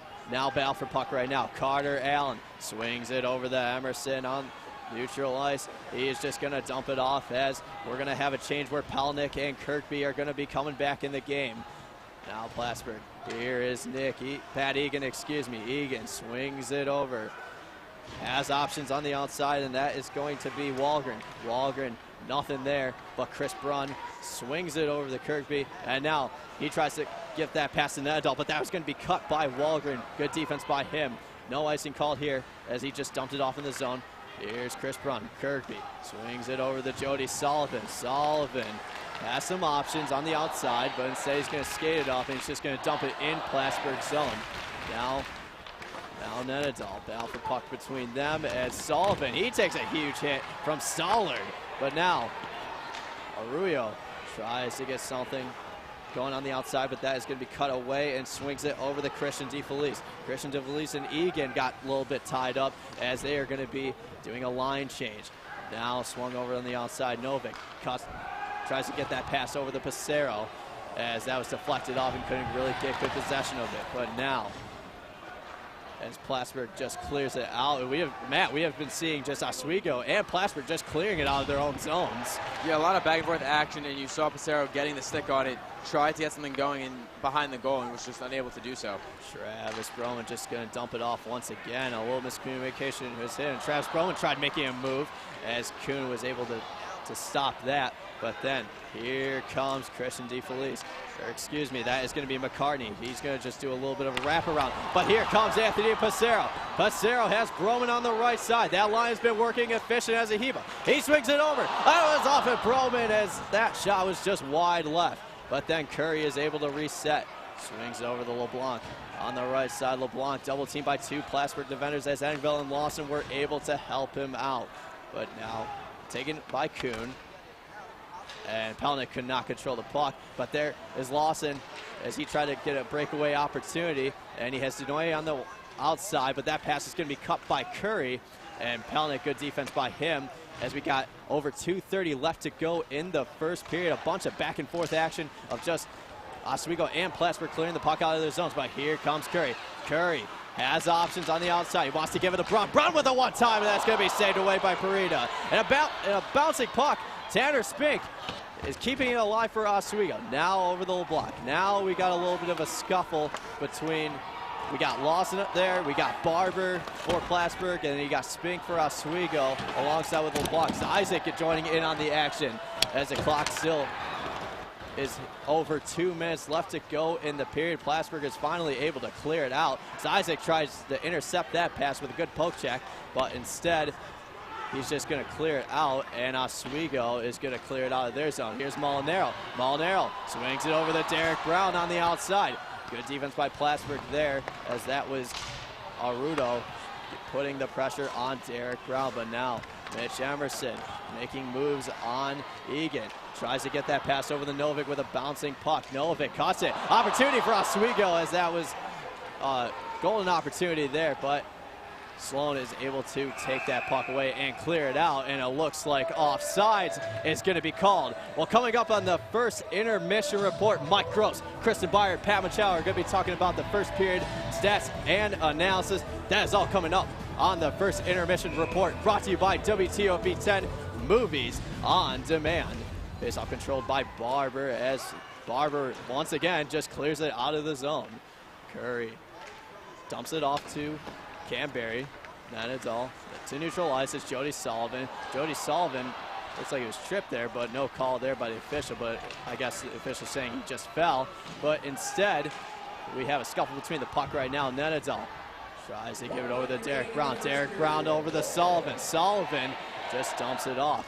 Cameron Barry couldn't really do much. And once again, Plattsburgh is just clearing it out as the puck didn't reach the red line, which means no icing is called, and we resume play with over 45 seconds left. Nenadal once again dumps it off in Plattsburgh zone. Jimmy Parita is able to swing it over now. A little cross pass there as Stullard has it, but Anthony Passero is able to take that pass away. And now working in the Plattsburgh zone once again. Novak had no other option than to just dump it, as he was hoping Travis Broman would get there, but instead Plattsburgh was able to cut that pass. Now Curry swings it over to Passero. Passero, that pass was just a little too wide for him. 8 seconds left. Opportunity here. And a backhand opportunity, but Broman had a good look as well, but he wasn't able to get a good stick on it. And Passero tries it. Campbell with a whiff, and the period stops, as Oswego had some opportunities with the last 15 seconds of the period. Yeah, and really those last few shifts, Oswego State starting to try to generate a stronger forecheck, something they didn't have about midway through that period. And that's when you saw a lot of end-to-end action, because when you can establish that forecheck, it makes it easy for teams to pick up speed and get through the neutral zone with ease. We saw that on both sides. Oswego's forecheck starting to pick up some steam those last few shifts and made it harder for Plattsburgh to get through the neutral zone. Absolutely, as Jimmy Barita and David Richer have been strong in their nets. Tell me more about that. Yeah, both goaltenders looking really solid. Richer, for one, made one or two really really good scoring opportunities, and then on the other side, Barita stopped what he needed to stop. Absolutely, and just the physicality all around. We saw that 4-on-4 penalty with that coming on, but coming up, James Catato, he is going to be interviewing Devin Campbell. You are watching Whiteout on WTOP 10.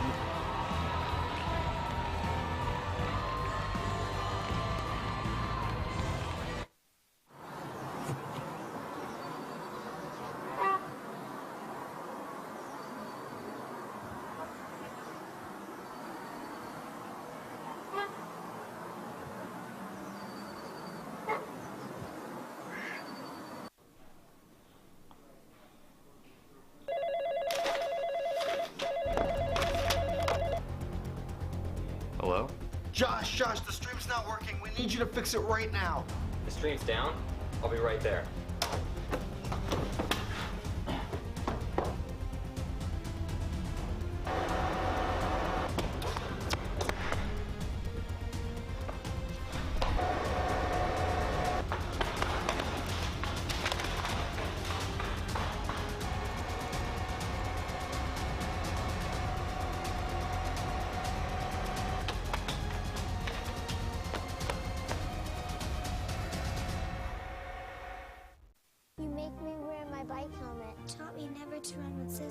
So why do you keep a loaded gun in your drawer? How safe is that? You asked them to follow some safety rules. Now they're asking you. Never let your gun get into the wrong hands. Always lock it up.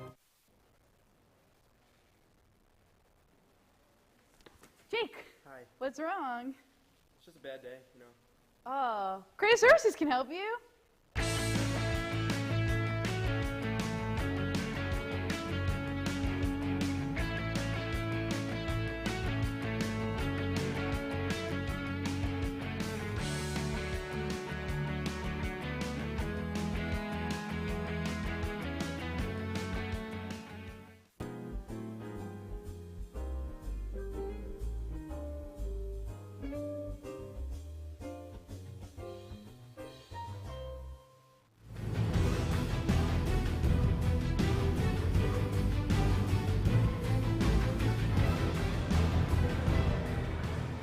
Welcome back to Whiteout here in Oswego, brought to you by WTOP 10 Movies on Demand. I'm here with Ed Balaban, class of 73, and Joe Balaban, class of 76, two important alumni here from Oswego. Joel, it was my understanding that you kept the archives from the Hall of Fame to contribute to the Hall of Fame. Can you tell us a little bit more about that? Well, as a college student, I kept everything when I worked with the program from 72 to 77. I never threw anything out. Everything from souvenirs to programs to stat sheets and some prized possessions. And I decided to donate it to the program back in 14 when they were getting ready to celebrate their 50th anniversary. And, you know, I understand now they have a brand new Hall of Fame, brand new setup. They have the trophies there. What does it mean to you to have your stuff just kind of being part of this Oswego community? Well, for me, number one, it gives me more space in my attic and my basement because I had so much. But number two, it gives me another reason to come up here more frequently than I used to. Now, Ed, I know that you helped create SAVAC, which is the ambulatory crew here on campus. Tell us about your contribution to SAVAC. I was one of a group of about 5 or 6 of us who back around 70, 71, when the state was having money problems, and said, well, we're going to have to save money, so we're going to close the Walker Health Center. And at that point in time, there were like 10,000 kids on this campus. So we looked at each other and we said, you know, that's the operational definition of stupid when you have 10,000 kids, literally between the ages of 17 and 20, in one spot. Somebody's going to get hurt. So we said, no, you're not going to close Walker, and if you do, this is what we're going to do. And somebody said, yeah, show us. So it was one of those, hold my beer and watch this. So with an $8,500 grant from the Student Association, of course I was one of the senators that co-sponsored that along with Tom Burton at the time, we went down to Syracuse, bought a stripped Ford Econoline van. Many of us were industrial arts majors at the time. We rebuilt it from the ground up, had the Red Cross come in to start teaching us basic and advanced first aid. Our first radio was a CB, and everyone laughed at us until all of a sudden we started picking up a lot of the load that the city was originally picking up and really didn't want to.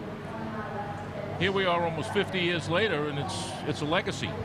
And I've got the paperwork back home that documents the fact that SAVAC is the first ever student-funded, student-trained, student-operated, student-constructed volunteer ambulance corps on any college campus in the nation. And that's something I think everybody who goes to Oswego should be very proud of. That's absolutely amazing to have the two of you guys here. What do you guys, why do you guys come back for Whiteout? Do you guys come back often, or is it just, why do you guys come back? It's not only Whiteout. We come back every chance we can because when we were here back in the 1900s, we made a lot of friends, a lot of friends from all over on campus. We also made a lot of friends in town, and we still keep those friendships. You know, the original nickname of the school was the friendly little college on the lake, and it lives up to its motto, if you make that happen. And we'd like to think we did. You know, Oswego is a big part of our life. My senior year was Joel's freshman year, and we keep coming back. You know, both of Joel's kids, my niece and nephew, graduated Oswego, and as a matter of fact, Joel just became a grandfather, and I know he stepped into the college store to buy a little something for his granddaughter. I think it has Oswego on it. To keep the family legacy going. Quick predictions, final scores, Oswego. Oh, that's his department. Oh, Oswego will win. Final score prediction? Predictions on the score. As long as we go home with the W, I'm happy. I hope so. Yeah. Time to reverse the curse. Thank you, Ed Balaban, Joe Balaban, class of 73 and 76, here with us on the First Intermission Report. You're watching Whiteout in Oswego, brought to you by WTOP 10 Movies on Demand. Go Lakers!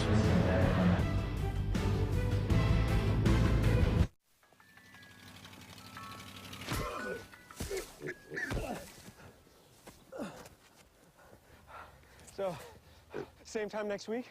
Well, of course.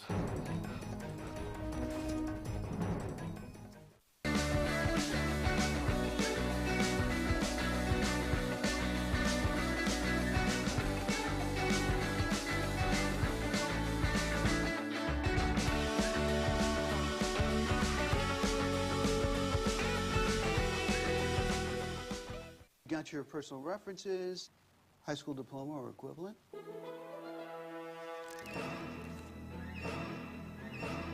Skip the drama. Get your diploma. It's right there. Find free adult education classes at finishyourdiploma.org.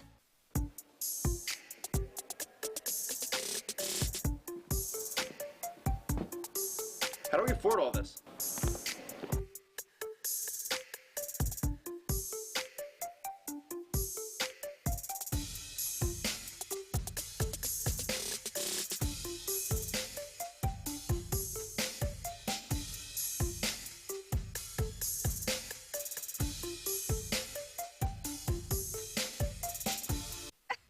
To Maddie, congrats on paying off all those student loans. Finally, right? How'd you manage that anyway? I started tracking my spending, changed a couple of habits. Wow, I'm kind of living paycheck to paycheck right now. I don't even know how I'm doing it. Well, have you tried saving a little? I want to, but where's that money gonna come from? Bill collectors, they're the worst. Am I right? When it comes to financial stability, don't get left behind. Not home. Get tools and tips for saving at feedthepig.org.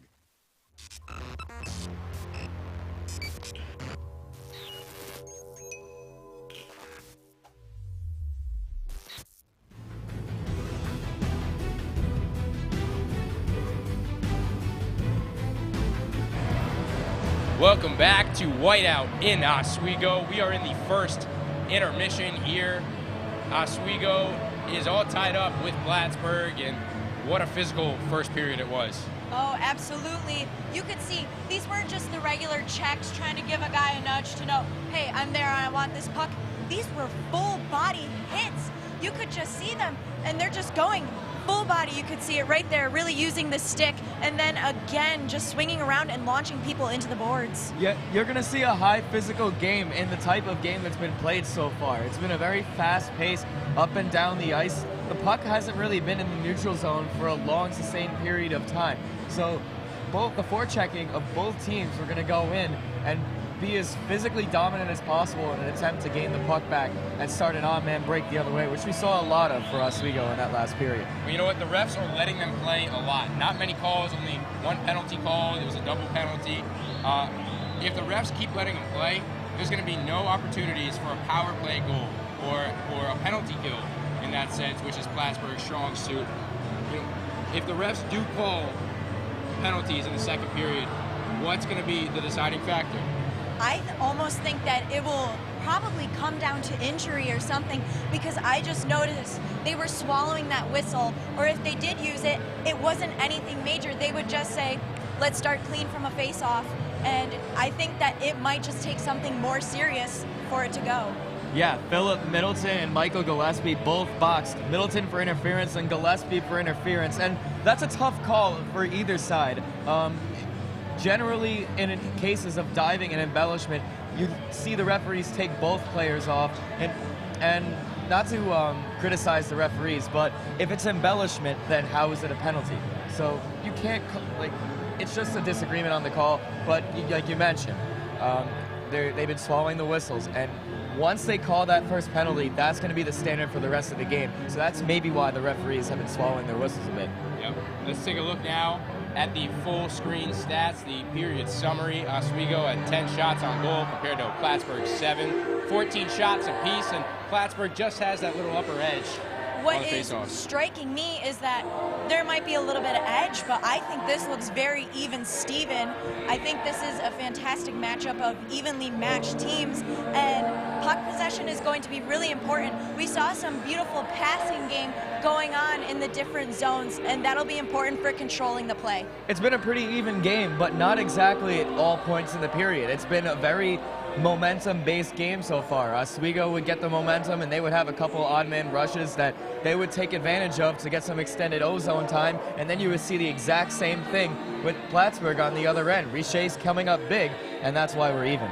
Richet's a big factor in this game, a lot of saves, but right now it's still 0-0. Both goalies doing their jobs, protecting the net, and hopefully we get to see some goals. So that's the first intermission. You're watching Whiteout in Oswego, brought to you by WTOP 10 Movies on Demand.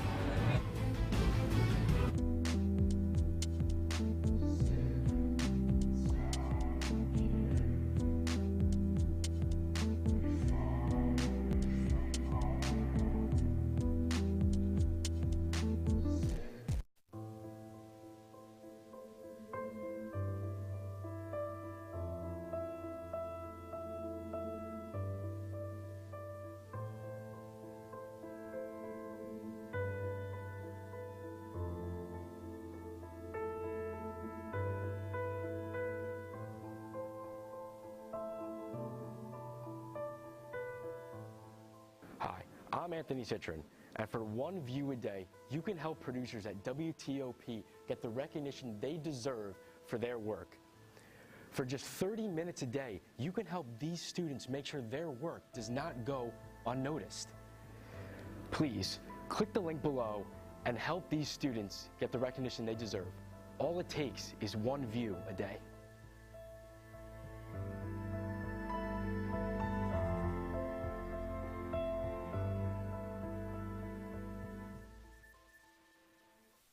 Why is my son having trouble in school? Finding lowest airfare to Istanbul. No, I'm tired of fighting with my son over his homework. Home, walk, restaurant. Need a review? No.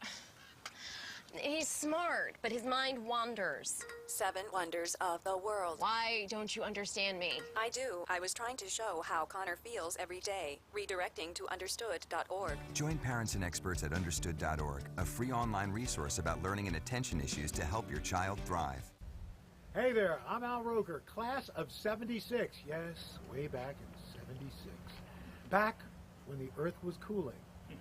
You're watching WTOP.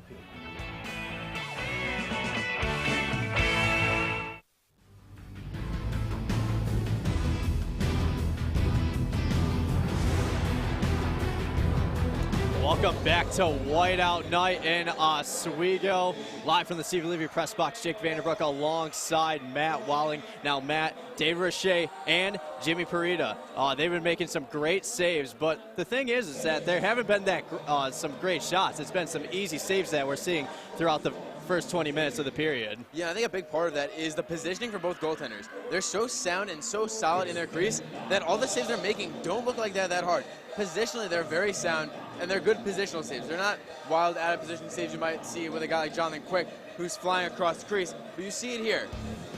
In his crease, a little too far back in my opinion, but still, locating the puck well, getting to your post, and again, you'll see it here. Coming out very aggressive is Parita on that save. Makes it a lot harder for the forwards and the shooters to find an open look behind Parita as he cuts down the angle. And again, you see Riche so strong with his angle, so strong on the post. And these are some really talented goaltenders, two of the best in the SUNYAC. Yeah, for sure. But we are going to send it now down to James Cataldo. James, what do you got for us? Thanks, Jake and Matt. I am here with Shane, a Plattsburgh Cardinal fan. And Shane, what did you think of the first period? Really close game. Both teams were playing really well, and I'm not surprised by this. What do you think Plattsburgh has to do to get a goal here? Play really well. Your goalie's been phenomenal for the past couple of years, so we got to play really well and keep the game clean and keep it off our side of the ice. You got a score prediction? 2-1 Plattsburgh. Low scoring just like always. Well, thanks, Shane. You will be watching WTOP 10's Whiteout. Weekend coverage will be right back after the break.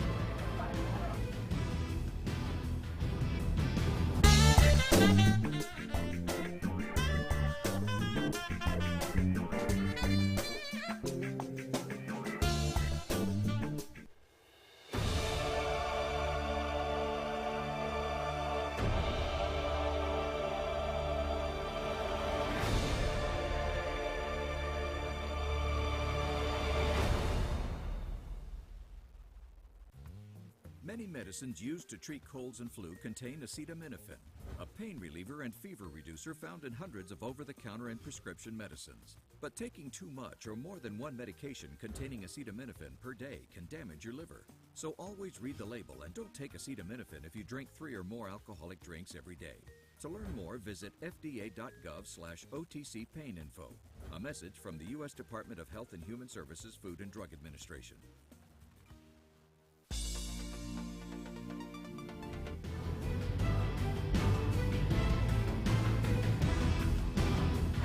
Welcome back to Whiteout Night in Oswego. The second period is underway. We've already played 20 minutes. We haven't seen anyone find the back of the net.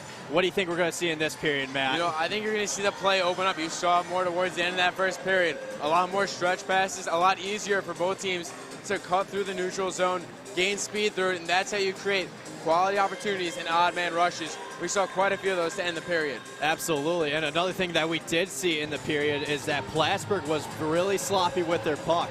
They were turning over the puck in their own zone, and Oswego has had golden opportunities. Yeah, a big part of that is the Oswego forecheck, and I can't stress it enough how good that forecheck is, how relentless it is. And, you know, you see guys like Josh LeBlanc, the freshman, only 4 games of experience coming into tonight, but he's using that forecheck, and he's really taking it with a badge of honor almost. He's so relentless on the forecheck, and he's a puck hound more than anything else. Absolutely, and the second period is just underway as Cam Owens for Plattsburgh and Anthony Passero for Oswego take the face-off. This face-off is won by Oswego. Devin Campbell swings it over the Passero, but that was going to be deflected off of Kuhn, as that is going to be Pizzo that has the puck, and there's going to be an interference call. And we already got a penalty coming up. Yeah, and that's on Parita. And you'll typically see goaltenders try to, I don't want to say interfere, but they're going to try to set a little pick for their defender when they have the puck.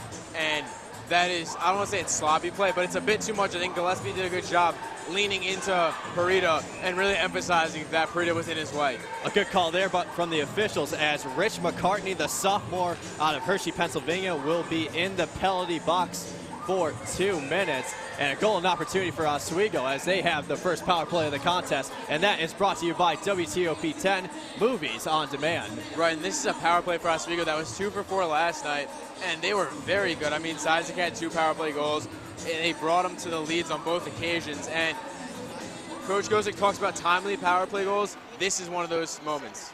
Face-off won by Oswego. Novik from the point. He's going to give it over to Gillespie.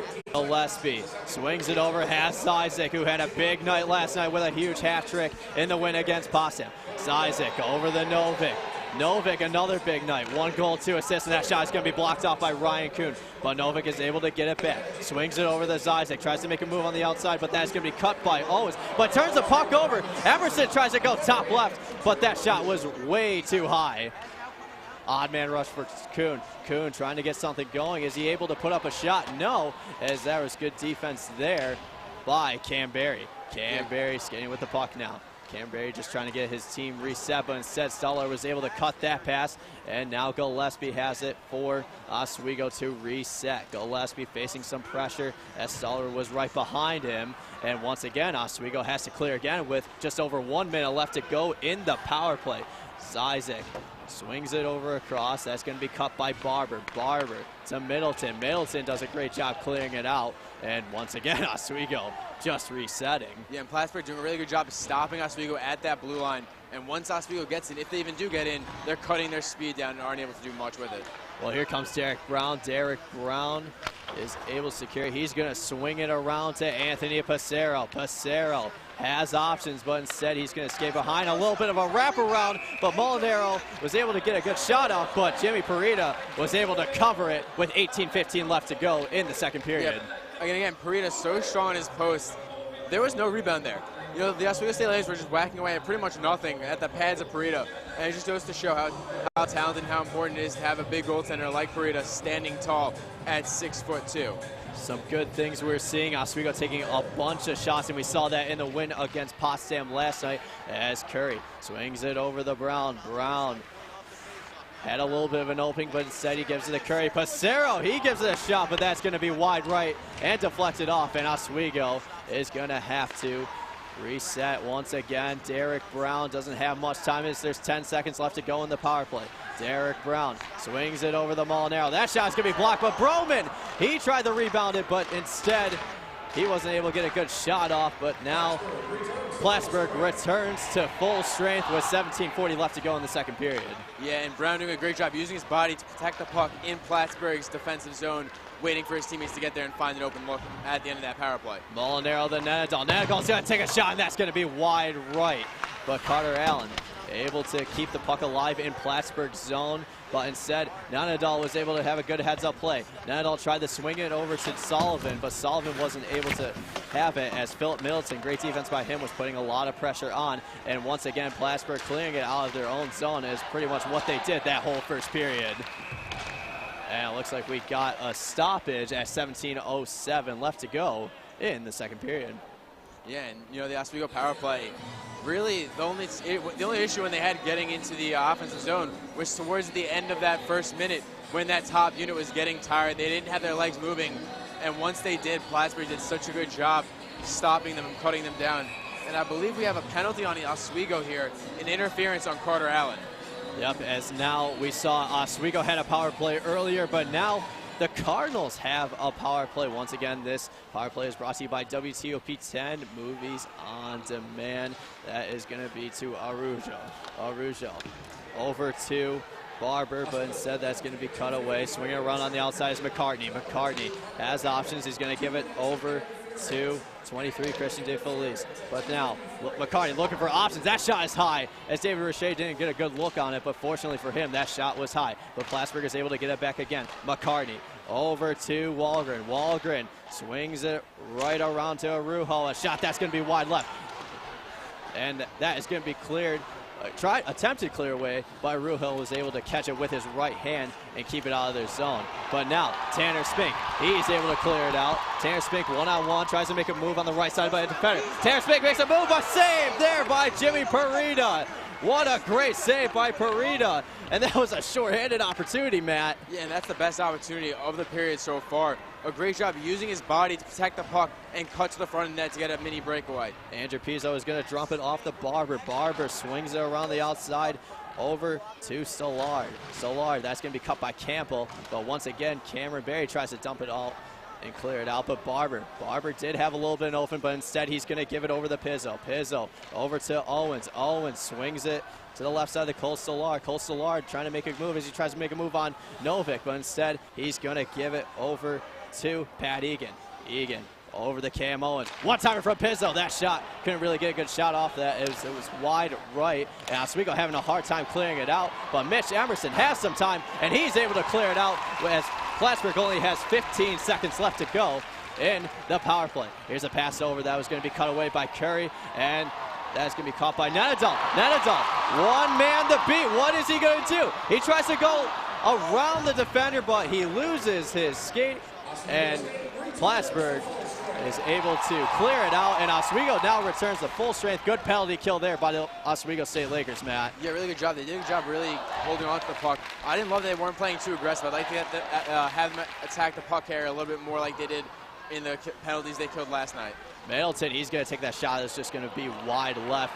Wasn't much left there, but now on the other side, Passero. That pass is going to be cut away by Dewarnier. Dewarnier is just going to dump it off in the zone once again, hoping that Lawson would get there, but instead, that is going to be cut away by Mitch Emerson. Mitch Emerson over to Gillespie. Gillespie, good pass there by Anthony Passero. Passero back to Gillespie, as that shot was going to be cut away by Jimmy Parita. Good job by him.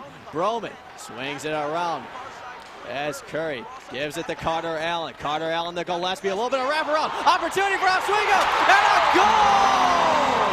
Anthony Passero, the junior out of Fort Erie, Ontario, puts the Lakers up on the board, and this crowd is erupting, Watling. And what a goal by Passero. And Broman really a great job, really just containing the puck and eventually getting it to Passero. As we see the replay, Passero in tight, goes 5-hole.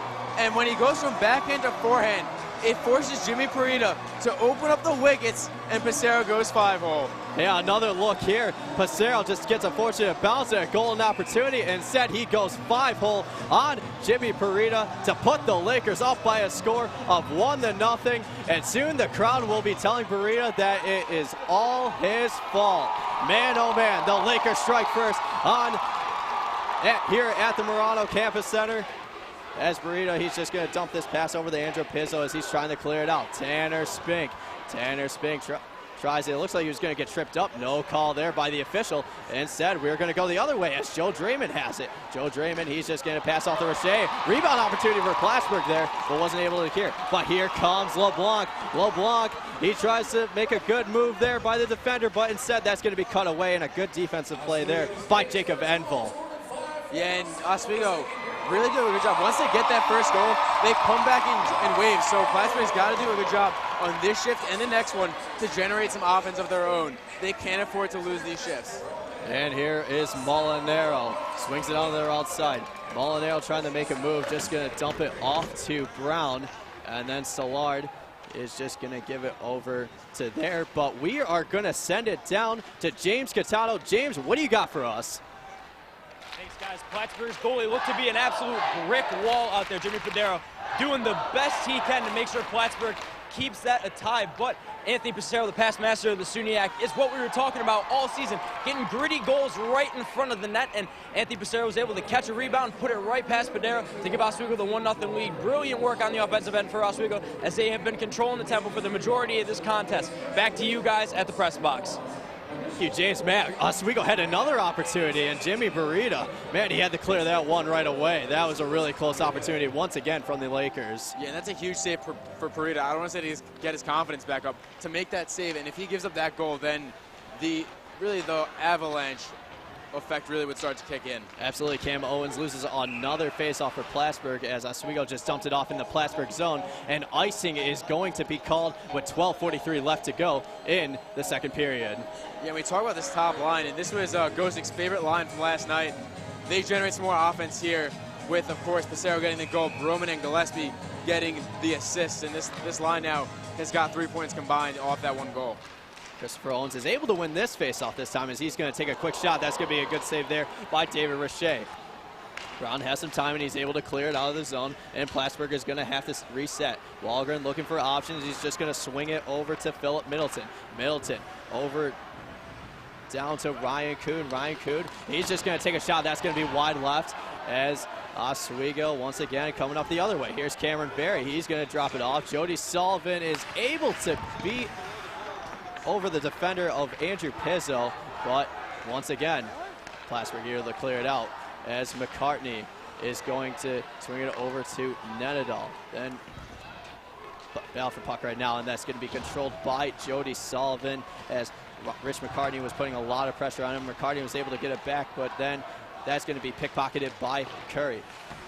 Dump it off in their own zone once again is Cameron Berry. Cameron Berry is able to get a fortunate bounce, and Cameron Berry once again just dumps it off into the Plattsburgh zone, and they are going to have to reset as this passes over to Liam Lawson. Liam Lawson trying to make a move, who's been playing the fourth line tonight, and that's going to be cut away by Anthony Pissarro, who just scored the first goal of the contest. That shot was blocked away by Broman. He didn't know where it went, but a battle up for puck right now, and great saves there by David Richey. Yeah, great rebound control, getting it behind him and having it float up and behind the goal. Lets the team reset a little bit as they were able to track the puck and get there and get it out before Plattsburgh could pounce on it. Travis Broman swings it over to Gillespie, but instead there's going to be a whistle, and play has stopped at 11:06. Well, this game is brought to you by WTOP 10 Movies on Demand. Just go to www.wtop, click on Movies on Demand, and watch all the videos you would like to watch. That is WTOP 10 Movies on Demand with 11:06 left to go in the second period. Plattsburgh in the Oswego zone. Another face-off. Ross Sloan for the Cardinals, but instead it's going to be Daniil Ogachinov for the Cardinals. But then this is over to Spink. Spink gives it over to Zizek. 2-on-1 opportunity here. Zizek, big game he had last night with the hat trick, but he takes a shot, and that is going to be cut away by Jimmy Parita. But we do have a stoppage here at 10:54. Yeah, LeBlanc did a great job. He had so much speed on that off wing on that 2-on-1 rush. Did a very good job staying onside, as I thought he was going to go offside. And just gets his outstretched back leg to stay onside behind that blue line. And play has stopped because the net moved out of place. So the officials right there are just trying to get the net back in the swing.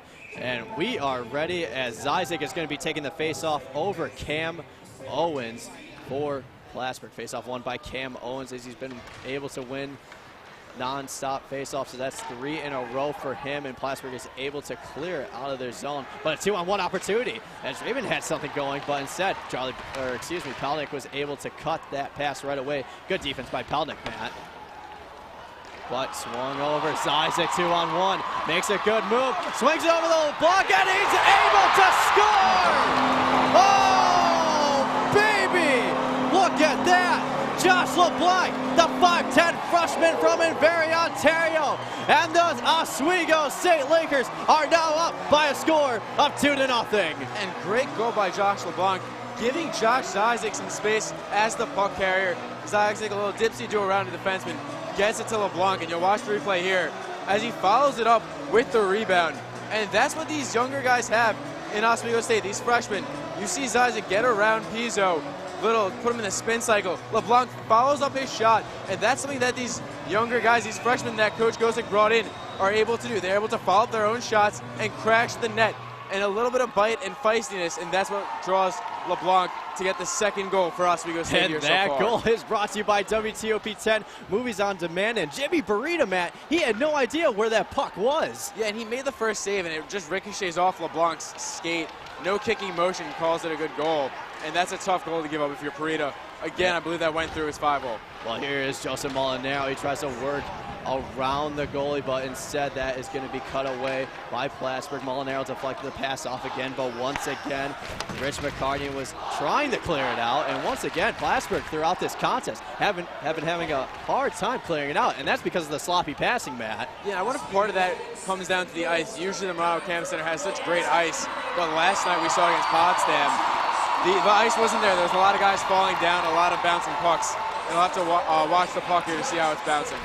Cam Owens trying to make a move on Novik, but instead he wasn't able to get much going as that pass is going to be intercepted by Campbell. But then Molinaro on the near side. Molinaro swings it over to Jody Sullivan. Sullivan, one-timer, saved by Jimmy Burita. Now working is Kirby. Kirby trying to work something on the outside for Oswego to reset something, but instead Plattsburgh was able to clear it out. Good defense there by Ryan Kuhn, and Oswego once again resetting, but Oswego just putting up a lot of shots so far as Nadal is able to take a shot, but that's going to be blocked away by Middleton. But once again, he swings it over to Liam Lawson. Lawson couldn't really get a deflection off of it, but that's okay as Naher has it. Naher making a move on Carter Allen. Carter Allen loses the puck, but instead Liam Lawson, he's going to swing it out. Kirby, good play by there as he is able to clear it out. Nadal over to Allen. Allen, he's just going to take a shot, and it was deflected off of Jacob Enval, and it hit the net, which means plays has stopped with 8:39 left to go in the second period. Right, and just talking about this fourth line with Nenadol on it, they're so talented and they're so smart, being that there's a junior in Jody Sullivan and two seniors in Barry Nenadol respectively. They do such a great job dumping the puck and making the smart play. They don't make any risks or any errant passes, and that's why you see just really reliable play from them as that fourth line. That's something Gosek wants to see from all his lines, but especially this fourth line. Face-off won by Plattsburgh as Antoine Desnoyers was able to clear it out. He still has it. He's trying to make a move over Chris Brunn, but instead he's going to be losing his skating. Instead, he swings it over. A pass there, and David Roche didn't really have to do much there as play has resumed. He didn't cover it up.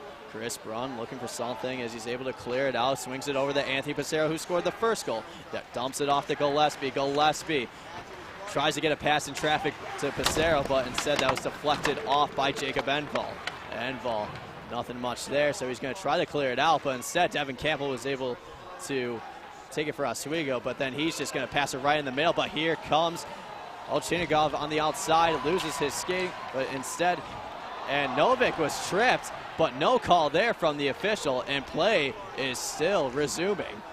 Yeah, it looked like the two just tripped over each other. Not much of a call there for the referees. No call there from the referees, indeed, as Araujo trying to get something going on LeBlanc. LeBlanc tries to clear it out of the zone once again, and now Joe Draven. Joe Draven battle for puck right now is going to be controlled by him. Draven, no shot there as it's just around the net, as it's going to be Jesse Naher trying to work something going on the outside. Draven has the pass over, cut away by Zizek. Zizek is able to clear it out.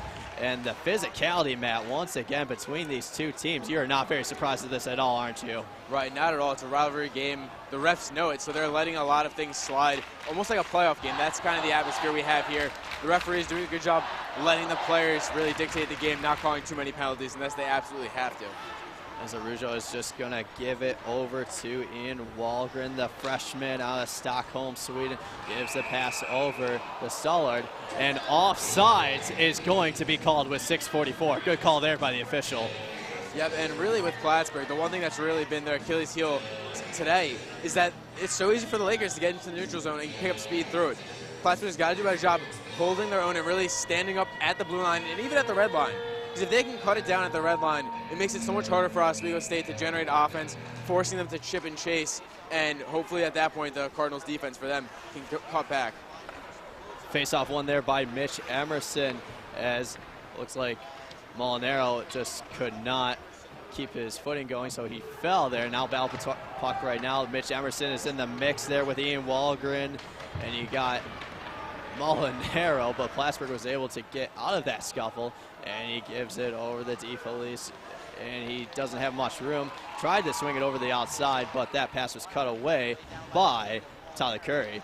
Curry over the Brown. Molinaro trying to get something going. Molinaro's just going to dump it off. Nothing really there, as that pass is going to be cut by Andrew Pizzo as he's going to be scanning the neutral ice. Has Owens on the outside, but he's just going to take a shot, and that was, it looks like it was just off the crossbar. Man, oh man. Molinaro has the puck right now. And Owens, Allen, McCartney battle for it right now. Owens tries to steer the McCartney. McCartney just did not know where the puck was. It was right near him, though, as he wasn't able to produce off a shot. And Oswego's able to clear it out of their zone. Plattsburgh was threatening there, Matt. Yeah, and that's where McCartney just losing his skates, and that's just a tough play for McCartney, because that would have been a goal if he got it off right away. Well, here's Chris Brunn. He's going to swing it over to, that is going to be Cam Berry. Cam Berry dumps it up in the Plattsburgh zone as Jody Sullivan is able to get there, as it's going to be Kirkby, the extra skater in tonight's game against Plattsburgh here, as he's going to be triple teamed. And who has the puck right now? And it looks like Molinaro on the end is there, as we got 5 minutes left to go in the second period. A costly turnover there. Cam Berry not able to pick up that puck, but as Rich McCartney is able to swing it over the pass to the outside to Pat Egan. Pat Egan is going to take a hit there from Jody Sullivan, and McCartney takes a huge hit there as Plattsburgh is able to dump it off into the Oswego zone. Dave Roche is going to give it over to Chris Brunn, and Chris Brunn is trying to reset as he swings the pass over to Palnick. Palnick back to Brunn, trying the reset. 4:30 left to go in the second period. Swings it over to Passero. Passero over to Palnick. He's going to lose it. Intercepted there by DeWanye. DeWanye once again dumps it off. Passero now has it. Passero just able to clear out, and once again we're seeing a little bit of the first period of just both of these teams clearing the puck out of their zones, Matt. Right, and you see it here with Plattsburgh. They're standing Oswego up, even at their own blue line. Really impressive to see for Plattsburgh to make this adjustment in the middle of this period here. The next couple shifts, Plattsburgh's got to do more of the same if they want to get back in this game, get back into the Oswego zone, even in that regard, as right now, according to the stat sheet, they have 1 shot on goal throughout this period, as they had 7 in the first.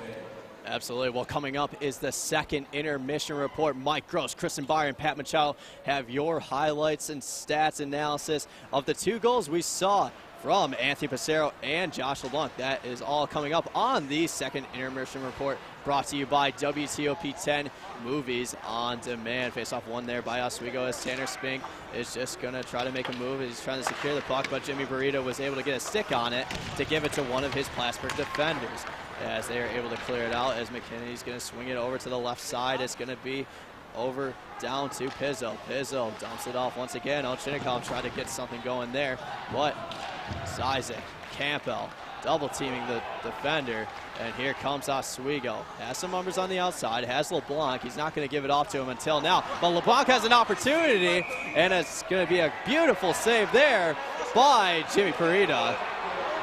Yeah, a great play by Novik, and LeBlanc really just cutting out wide allows LeBlanc to cut through the middle and had an open seam. Novik finds him, and LeBlanc could just get a stick on it, Parita making the pretty easy save. But again, a high pressure situation with LeBlanc just rolling down right towards him. Yeah, wouldn't you say, Matt, so far in this contest, the Plattsburgh defenders, they just look a little flat right now, wouldn't you say? Yeah, they definitely do, with LeBlanc really just cutting through and getting behind them 2 or 3 times. You saw with Zizek as well on the LeBlanc goal. And for Plattsburgh, they've got bigger defensemen, but they need to be able to keep up with this speed that Oswego State has. Well, Rougeau is able to win that face-off as he's going to swing it over to Derek Brown. Derek Brown tries to pass it over to Emerson, but that's going to be cut away. Egan's just going to dump it off, but Oswego's able to reset as Molinaro's going to be pickpocketed by Soulard. Soulard, he has, that's going to be DeLuche on the outside, but instead he's going to be double teamed, and good defense there by Oswego. Threat there by Plattsburgh, but Oswego's able to clear it out. But now swung over, here comes Curry.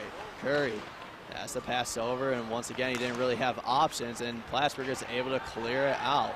And here comes Soulard. Soulard, he's just going to take a shot. That's going to be batted down by David Roche. Good play by him. A one-timer there. Got another save by David Roche. The crowd is appreciating that.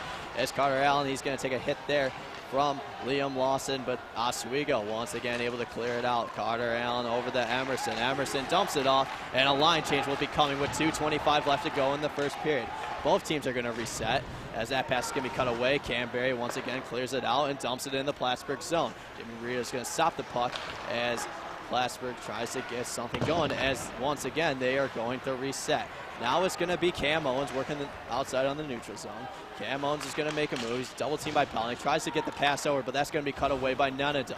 Nenadal swings it over to Sullivan, but then Brunn back to Nenadal, and that's going to be cleared away by Oswego. Nenadal tried to make a move as he tries to dump. Jimmy Burrito skating all the way down, and he makes a great play there to give it to his Plattsburgh defender, McCarty. Swings it over. That's going to be Middleton. Middleton has some time to get it out as we approach 1:40 left to go in the second period.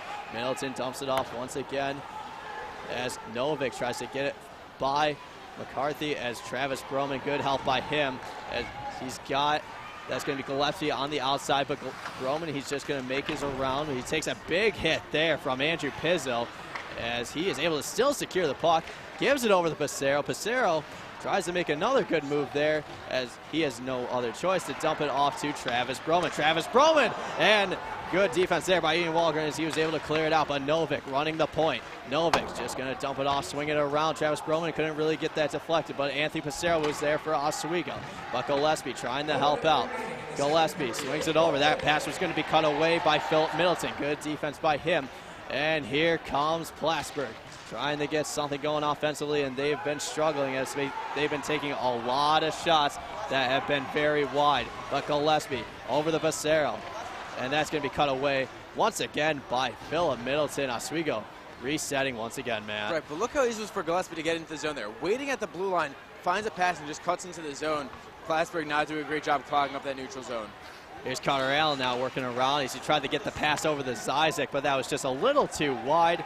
And here comes an on-man rush for Dana Olchenikov. And that is going to be saved away once again by David Richey. And in the last couple of shifts, Richey's had 2 or 3 saves. Not the best saves, not the hardest ones to stop, but he's only faced a couple shots. So for him to stay active mentally and really invested in this game despite not seeing many shots this period, very impressive. One of the tougher things to do for a goaltender in terms of your mindset. Yeah, really. And so far in the second period, Plattsburgh, they've just been flat offensively. They've been struggling on the defensive end as they already given up 2 goals in this period. And coming out for the face-off right now is Cam Owens for Plattsburgh, and it's going to be Zizek for Oswego, as we got a situation here as Oswego is going to be in the penalty box, and that is going to be Carter Allen, as Plattsburgh has a goal and opportunity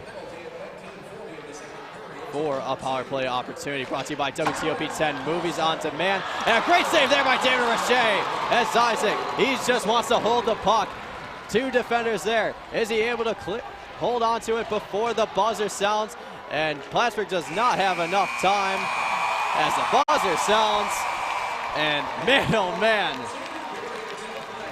what a period there from the Oswego State Lakers. Yeah, but they're going to go off the ice here to a standing ovation from the students in the student section. What a period for the Lakers. And now heading to this third on the penalty kill. Oswego State boasts the 77th penalty kill in all of D3. But Plattsburgh, their power play is not much better. They're also 77th out of, I believe, 83 Division III hockey programs. Yeah, it should be very interesting once they came out of the third period. Who is going to be the strongest? Will it be the penalty kill, or will Plattsburgh be able to get themselves on the scoring board? We will see.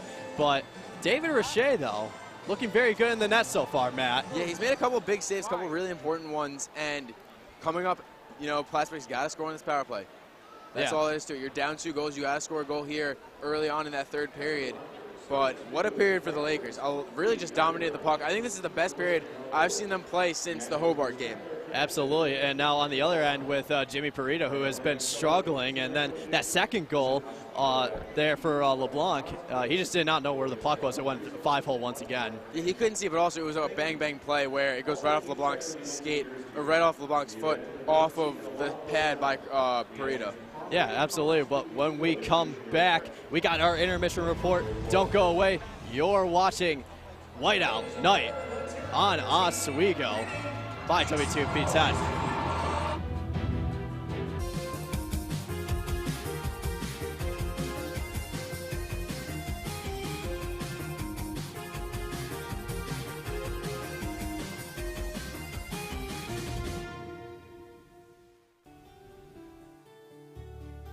second I got on the campus, I knew Oswego was the place to go. There's a place for everybody at Oswego. This school just opens the world to you. Have the opportunity to explore and to learn so many different things, not only about yourself, but the people around you and the world. It definitely is about the student. I felt it to be very about me. Now that I'm here, I can't imagine myself anywhere else. It's a beautiful day out here. Sunny today with light breezes, giving way to clouds in the afternoon. We could see some light precipitation to moderate precipitation later on, followed by powerful storm-like conditions. 90 miles per hour winds are expected. Authorities are asking everyone, stay indoors. Come on, that's it. Let's go.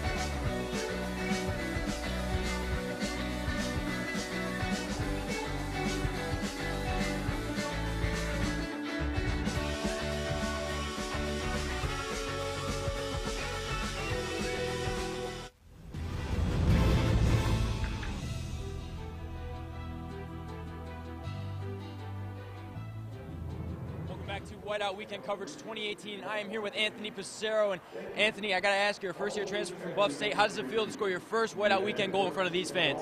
Unreal. Best goal I've scored in college so far. A lot of fun. I mean, the fans are great. I think we're pretty lucky here. And to get that first one was huge for the boys and just calm the nerves a bit. And it looked like Plattsburgh's goalie was unstoppable until you scored your goal, and then Oswego scored one right after it. What do you think you guys have to do in the third period to secure this win? Just get pucks on them, play smart, hit that high guy, and I mean, the more pucks on him, the more he's going to crumble, and I think we're going pretty good here. Awesome. Thanks, Anthony. All right, you are watching Whiteout Weekend Coverage. 2-0 Oswego. Third period coverage coming your way. You're watching WTOP 10. When you are in space, you can't run down to the store to buy parts. You have to improvise with what you have on your mission. Making is when there is something new that was not in existence at the beginning of the day. Okay. It's an incredible sense of accomplishment when you have made something. That's why I make. Now I want to hear why you make. Share your own Why I Make story today. Visit whyimake.org.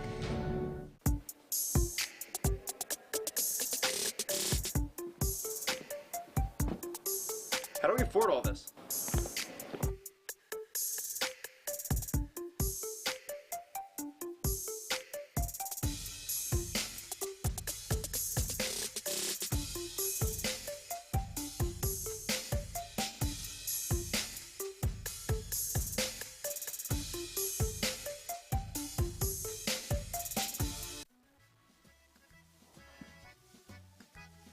Hi there.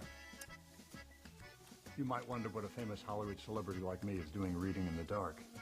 Is this some new sort of Hollywood method acting? No. This is quite real. Did you know that Americans use about 4 times as much energy per year as the global average? We waste energy left and right despite the fact that the dirty fossil fuels we use to power our energy sources wreak havoc on the natural world and destroys valuable wildlife habitats. By reading with my solar-powered night vision goggles, I'm saving energy and looking sleek. You don't have to sit in the dark like Ed Begley Jr. to save the world. Fight climate change by speaking up for cleaner, smarter energy, including rooftop solar. Oh, that's way better. Oh. Do your part and find out other world-saving tips at betterthaned.org.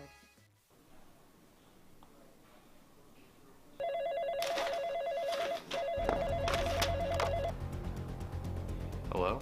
Josh, the stream's not working. We need you to fix it right now. The stream's down? I'll be right there.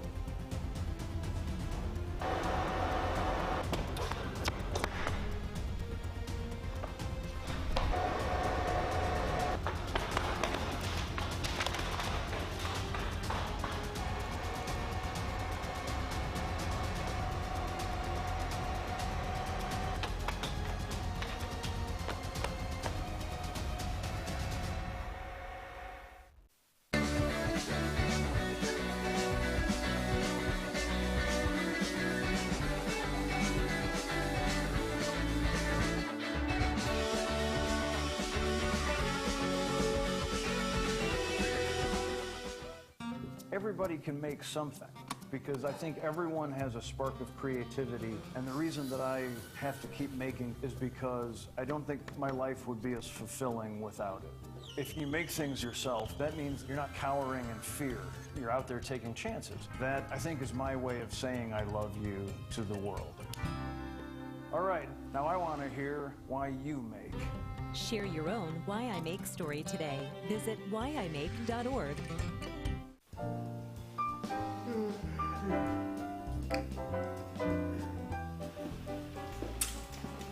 Hey, good morning, James. Morning.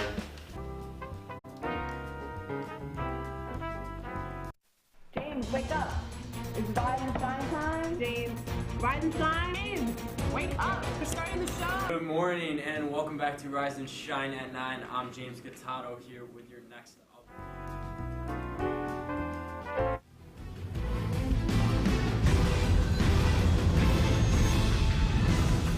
Welcome back to Whiteout in Oswego, brought to you by WTOP 10 Movies on Demand. We thank you from the USA and from Canada for tuning in on twitch.tv. We're told that the USA and Canada, there are people from both tuning in. Thank you so much, and we officially have a sellout crowd. It's so impressive, and you can absolutely tell the energy is completely different from last night. There's just something about a body being in every single seat. Yeah, that's pretty much what it has to do. Oswego's crowd is giving them a lot of energy, and for the first time in a lot of whiteouts, we're actually seeing a lot of bounces and luck go towards Oswego's way. And I understand there were 3 saves in the period. Kristen? Richer just had some excellent saves, not to take away from anybody else, but you can just see right here there is some breakaway opportunities that he just eats. He absorbs that into his body time and time again. He uses that foot, he uses that stick.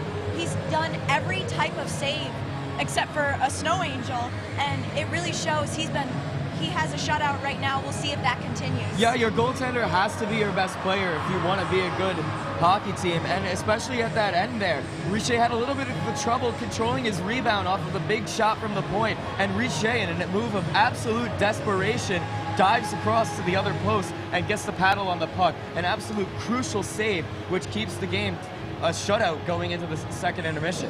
And David Richer, we talk about this over and over. He is a presence in the crease. He does wonders for this team. Coming into this game, his save percentage was .891. Absolutely unbelievable numbers, and he's showing it tonight. He's very impressive. Last night he was given a bit of a break, didn't have to play Potsdam. Cedric Hansen was in the net instead. And I definitely think that rest makes all the difference for a goalie, especially going into a game that is as physically and mentally tough as this one is. Not just the goaltenders, but the Oswego defense in general, especially on the penalty kill, has been exceptional. Oswego's pressuring the puck carrier, and actually they were able to turn it into a couple shorthanded chances of their own. And some bad luck came over that, and Pareda makes some great saves.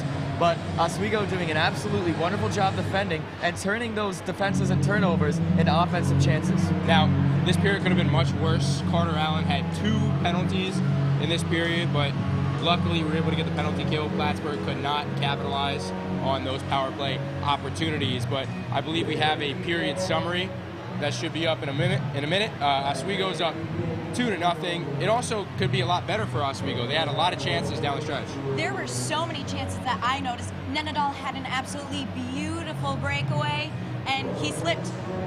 His skates just came right out from under him. I also noticed another time when Zizek was just carrying a beautiful amount of speed into the zone, and he was just unable to get that final slap into the goal. A Plattsburgh defenseman, I believe, snuck that puck away from him on that one. At Tanner Spink, using his size and using his strength to protect the puck on his backhand and quickly switch to his forehand, Pareda tracked the puck the entire way. But it was just a great individual effort from Spink when 2 Plattsburgh defenders double teaming him on a shorthanded try. Now I know you guys will see the intermission goals later, the second period goals later in the intermission, but both goals were scored through the 5-hole. The first goal was an amazing play of passing. The second goal, Josh Zizek really set up the other Josh LeBlanc, for that goal, and it was absolutely incredible to watch them do what they do. Period summary is coming up right now. We'll take a look at that. And I mean, the score's obviously the biggest thing that pops out. The shots are still pretty even for the most part, and this face-offs, only one is splitting them. And this is very good news for Oswego. When they're ahead at the end of the second period, they are 5-0-0, and if they're up 2-0. So statistics looking very good for Oswego. However, Oswego's third period is statistically their worst. So maybe a chance for Plattsburgh to come back and get the goals to tie this thing up. You are correct, Patrick. Well, this has been us from the Perch in the Intermission Report. Oswego up 2-0 on the Cardinals. You're watching Whiteout in Oswego, brought to you by WTOP 10 Movies on Demand.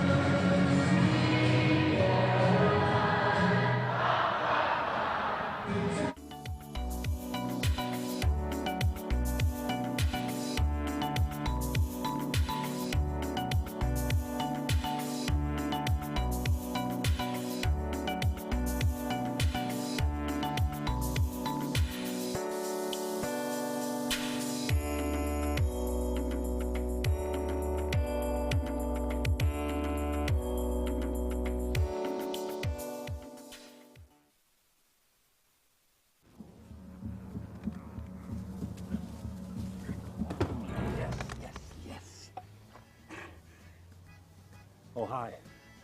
I suppose you're wondering what an A-list celebrity like me is doing in a place like this. You must know, I'm saving the world. Oh, hi, Beth. Yep, saving the world again. Did you know that 40% of all the food produced in the United States is thrown away? That means everything that went into that food, the pesticides, the water, the land, was all for nothing. Just look at this perfectly good food thrown in the trash. The pizza with extra Cheerios, these goldfish and Band-Aid tacos. And just look at this perfect trash burger. This pasta dog looks delicious. You don't have to dumpster dive like Ed Begley Jr. to save the planet. Fight food waste by shopping smart and using what you buy before it gets trashed. That's way better. Ooh, arugula. Do your part and find out other world-saving tips at betterthaned.org. Hey guys, when we're not doing the real deal, what do you like to do in your free time? Well, I like to watch WTOP 10 Movies on Demand. Yeah, me too. You know, there's such a wide variety of films that anybody on campus can watch. And it's free. And it's free. How do I get to this Movies on Demand? Well, all you have to do is go to WTOP10.com and click the Movies on Demand tab. Hey, let's go watch one right now to review on our next show.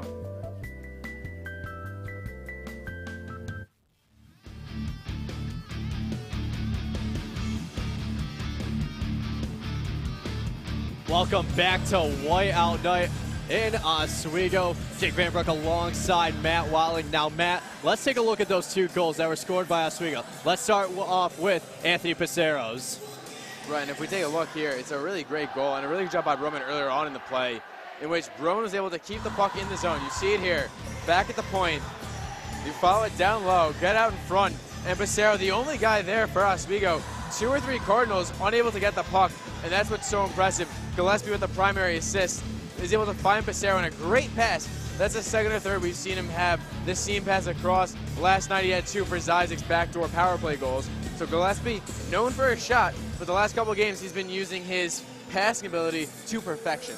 Well, Josh LeBlanc scored the second goal in the contest, but it didn't look pretty, but he was able to find the back of the net as he went 5-hole on Jimmy Barrier. Right, his first goal as a Laker in the regular season for the freshman, and what a goal and what an effort by Zizek here. Really an impressive effort by the two. You go in on a 2-on-1, and Zizek picks it up just inside the blue line, puts the defender Pizzo in a spin cycle, and you see LeBlanc get the first shot. Pareda makes a save, but you'll see here on the second look that it goes off of the leg of LeBlanc and trickles into the 5-hole.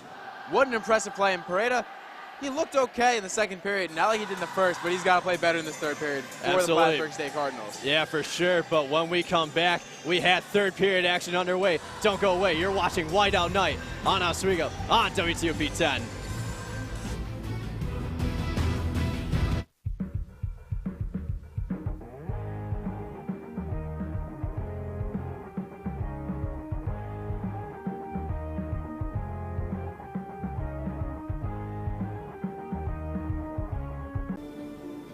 Guys, I don't feel so good.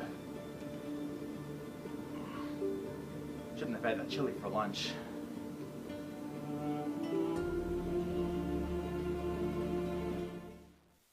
The inherent right to work is one of the elemental privileges of a free people. Endowed, as our nation is, with abundant physical resources, and inspired as it should be to make those resources and opportunities available for the enjoyment of all, we approach re-employment with the real hope of finding a better answer than we have now. Donate to Goodwill, where your donations help fund job placement and training for people in your community. Welcome back to Whiteout Night in Oswego. We are now set for the third period. Jake Vandenberg, Matt Watling, but now Oswego, they got a penalty to kill. Yep, that's Carter Allen's second of the period. The first one came at 2:53 of the period for interference. This one coming in at 19:40 for cross-checking. Two penalties that you're not usually wanting to see. You know, it's tough. Oswego's got to kill these off. They have one of the worst penalty kills in all of D3. But fortunately for the Lakers, Plattsburgh has one of the worst power plays, shooting at a clip of just 9.8% coming into tonight. Yeah, last night Oswego was only able to kill the penalty once as they went 1 for 3 on the night in the win against Boston by a score of 5-2. So it should be really interesting on what they're going to be able to do here as third period is underway here at the Morale Campus Center. It's going to be a face-off won by Plattsburgh as Charles Barber is going to have to race back to get the puck as he is going to have to reset. The crowd is erupting here. The fans are appreciating it as Pizzo tries to make a move. He's going to send it over the Owens. Nothing really there, so he's going to send it over to Soulard. Soulard tries again, but a breakaway opportunity for Nenadal. What is he going to do? He tries to go with a beautiful backhand, but wasn't fooled there by Jimmy Parita, and we got another penalty that's going to be called. Yeah, Nenadal is ecstatic, draws the penalty on, I believe, a hooking or a tripping call, but Nenadal still got a great opportunity off of it. He's able to cut to the outside, cut into the middle using his speed, and goes back in as we see a replay here. He cuts in, has speed. Beautiful play to the backhand, Parita outstretched arm, and I'm not quite sure that the slash really did anything to Nenadal's opportunity there. Yeah, as Pat Egan is going to be taking a seat in the penalty box for 2 minutes, the senior out of Rochester, New York. And for right now, we have a 4-on-4. As Devin Campbell, his shot is going to hit the net, which means play has stopped with 19:21 left to go in the third period. Right, and that's a really tough penalty to take for Egan. He was fuming going to the penalty box, slams the door in disgust of himself and of this situation, giving up a breakaway while on the power play. And just looking at the numbers here, they've given up one shorthanded goal as a power play unit heading into tonight, 41 opportunities. You know, the opposition scored almost as much as Plattsburgh has on their power plays. 4-1 is the difference. As the officials are discussing something, we're not really sure, but we will let you know on what they are discussing about. As you can see there, Pat Egan in the penalty box, and then for Oswego is Carter Allen. You talked about the 2 penalties there, a 4-on-4 opportunity, and they're in the Cardinals zone. Matt, what do you think Oswego's going to have to do with this 4-on-4? You know, use your speed, but also remember you're up 2 goals. When there's more ice out there, when there's less players, that usually helps a faster team. You're good with the penalties, right? When Plattsburgh's hungry, they need that next goal.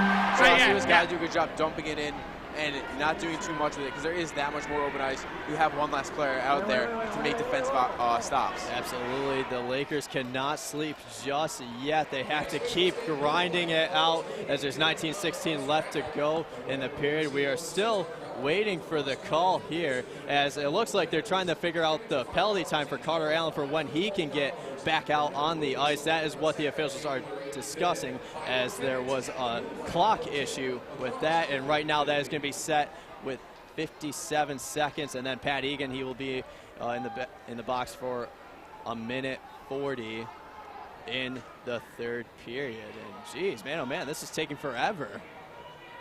Yeah, no one's really quite sure what's going on here, but you look at the team here, and the crowd's getting into it now. They're starting to cheer, trying to get the team back into it, as there's really just been a stoppage in play, a prolonged stop in play. Not quite sure what's going on here. As we are waiting for the face-off, Nothing really And it there. looks like the referee started to interrupt you. One of the main referees is over there by the timekeeper's box, as you see right there, trying to figure out the time left, whether it be in the period or on either power play. Yeah, for sure, as there's some teammates talking to one another. Plattsburgh's 5 is already out there, and that is going to be their second line from the period. And what is Plattsburgh going to have to do to get back in this game? They got the 4-on-4, and then Oswego's going to have a little bit of a power play. Then what are they going to have to do? They need to score early. You know, when you're down 2 going to third, you want to score that first goal within the first 5 minutes of the third period to give yourself enough time to score that next one. And for Plattsburgh, just forecheck just as hard as Oswego has been, and also really clog up the neutral zone for Oswego. If you can force a turnover in the neutral zone, you're usually going to have an odd man rush for yourself to coming out of that. And Plattsburgh right now needs those. They need those odd man rush opportunities. But more importantly, they need prolonged zone time, something they really haven't had since the first period. Yeah, for sure. There's still a lot of time left in this game, and you got to go all the way back to 2015. Oswego was in the situation where they were up 2 goals, and then Plattsburgh was able to respond, force overtime, and they were able to win that one by a score of 5-4 back in November of 2015. And if you're Bob Emery, that's what you got to be telling your team. This game is not over yet. Right, definitely. But you just look at this Oswego bench. They're so much looser than they have been in the past, whereas Coach Emery is just all business here. Face-off won by Devin Campbell. He's going to send it over to Spink. Spink trying to make a move on Sloan, but Sloan is able to secure the puck as him and Jacob Enval collide 6 together as they are able to reset. 19 minutes left to go in the period, and it looks like there, number 26 there, Estelle, he's able to fall, but he's able to get back up, and Plattsburgh is going to have to reset once again. Andrew Pizzo circling around, he's going to give it over to Draven. Draven has some room on the outside, and he's going to try to send the pass over to Andrew Pizzo, but that was going to be blocked away. But then Zyzek able to give it over to Tanner Spink, who is able to clear it out. Has Nenadal on the outside, but instead he's going to skate by himself, and he's just going to dump it off. And there's Jacob Enval. That pass is going to be taken away by Spink, but then Pissarro is able to race to the puck there, and he's going to set it up to Derek Brown. Derek Brown dumps it to Anthony Pissarro. Anthony Pissarro tried to swing it around the boards to Derek Brown, but that pass was going to be cut away by Plattsburgh. But Curry, 3-on-2 opportunity. Here's Pissarro. He a one-timer, and that is no goal there by Molinaro, who had an excellent look. And play has stopped because the net moved with 18:08 left to go in the third period. Yeah, Molinaro just rips a shot, hits off the crossbar, and what an opportunity. A 3-on-2 rush for the Lakers. And you'll see the replay here. A great pass over to Pissarro. And again, one of the best passes in all of the SUNYAC is able to get the backhand look over to Molinaro, who was a little disappointed that Plattsburgh was able to knock it off the knock the net off so easily. Yeah, honestly, for a second, I thought it went in, but instead it went off the crossbar. The goal does not count, and we are still at a 2-0 Oswego lead. This faceoff is going to be controlled by Oswego. Curry, he's got to take a shot, and that was going to be a glove save by Jimmy Parita, but instead he could not catch it, and Oswego still threatening it in the Cardinals zone. Curry from the point swings it over the Brown. Brown over the Brome, and he doesn't know where the puck is, and that is going to be secured by Jimmy Parita. Yeah, and that's just a tough glove save. He tries to catch it, just mishandles it, and leads to another opportunity for the Lakers. Parita looks strong in net, but he's not as crisp as we're used to seeing. We're used to a guy that's given up around 150 goals or 1.5 goals against heading into this weekend. It was up a small amount from last night after giving up a couple goals, but he does not look like the Parita that I'm used to seeing. Face-off one there by Derek Brown. The pass over to the outside to Pissarro. Pissarro to Curry running the point, and that pass is just a little wide for Brown as he resets once again, but still in the Cardinal zone. Brown circling around over the defender. Swings it over to Curry. Curry trying to get something here. Curry, not much is there as Barber is able to get the puck and clear it out, and Plattsburgh is going to return to full strength. Oswego doing a really good job. The defense getting back. That includes Tyler Curry getting back as the Plattsburgh forward was coming out of the box. So both teams had some strong penalty kills here in the beginning of the third period, and it passed that. It was going to be a little wide, but then here comes Jody Sullivan. Jody Sullivan skating up, trying to make a good move on Jacob Enval, working on that right side. Sullivan going to be hit with a lot of pressure from Engvall. Battle for puck right now between the two players, and it looks like it's Cam Berry. You got Enval and you got Sullivan, who's still battling for the puck. And he takes a nice hit there on Pat Egan, who drew that last penalty up for the Cardinals. Cardinals able to get it out of their zone as Cole Soulard is able to dump it off. He gives it over to Christian DeFelice, and a shot, and that is going to be saved by David Richey. Yeah, another big save for Richey. Plattsburgh getting the offensive zone draw, and for them, they need to really generate a lot of offense on this play. They're sending out the big guns, that top line, including Rich McCartney, who's really been silenced by the Oswego State defense, really by the offense, as Oswego State's been dominating the puck for most of the second and now third period. Cam Owens taking the face-off for the Cardinals. He's able to win a quick shot there from, looked like it was going to be Kuhn, but that was going to be blocked, and it was wide left. So LeBlanc. Palnick didn't know where the puck was, but it was right near his stick, and he's trying to clear it out. And some sloppy passing there from the Lakers, and play has stopped with 16:26 left to go in the third period. Right, that looks like a hand pass there, the call by the referees. And for Oswego State, they've got to get themselves out of their own end. Charlie Pelnick on that play, he's got to get his head in the game, locate the puck a little bit quicker, because it was right there by his feet and he couldn't find it. Isaac and Owens once again doing another face-off, but this time Owens is going to lose this face-off as it's going to be controlled by Clark. Swings it over to Chris Braun. Chris Braun double teamed by two defenders, and he is trying to clear it out, but instead he gives it over to Spink and still can't clear it out, but Braun is able to get the puck right back on the boards, and now it's going to be number 93 for Oswego trying to help him out, and it looks like it's LeBlanc there as Palnick swings it over to Zizek. Zizek double teamed by Owens, and looks like there was number 24 there, and that is going to be Barber. Then it's going to be Zizek. Has some options. He's going to give it to Tanner Spinks, and offsides is going to be called here. Good call there by the official. Yeah, it was either an offside or it looked like it might have bounced up into the bench of Oswego State as the puck will be dropped at center ice. And for the Lakers, good shift after good shift, getting quick shifts to make sure no tired legs out there. And at this point, you don't want to do too much if you're the Lakers. Get the puck in deep when there's nothing there for you, and really just live to survive another shift. That's the motto for the Lakers. Don't do too much. Don't make any mistakes. Dewanier won the faceoff for Plattsburgh over the first line of Anthony Passero, but here comes Naher, and that's going to be a shot, and a good glove save there by David Richey. Yeah, another good save by Richey. He's been really confident and strong in net tonight, and for him moving forward, this is a game he wants to build off of. You know, you have a bunch of saves here, 13 unofficial shots on goal by Plattsburgh, 13 unofficial saves for Richey. Try to build forward and continue shift after shift and just keep hacking away. Well, for David Richey, he hasn't really been facing a lot of difficult saves in this contest, Matt. Right, he really hasn't, but that's all you need for a goaltender to get your confidence up. Make a couple easy saves in a period, in a shift or whatever it may be, and then build on it from there. As we got Curry, and he is just going to dump the puck, and that is out of play right near us with 16 left to go in the third period. Yeah, just talking about Richey, he hasn't looked great all season long. He has not had that marquee game. I thought he looked solid against Geneseo, and really the team defense kind of let him down a little bit. But tonight he's looked really strong. The defense has held up in front of him, and this is one of the most complete games I've seen so far out of this team. Passero, the junior from Fort Erie, Ontario, taking the face-off on number 26, Ross Sloan from Oakville, Ontario, and it looks like Oswego was able to win the face-off there, but instead Plattsburgh is able to clear it out, and Oswego is going to have to reset. It's Max Novick.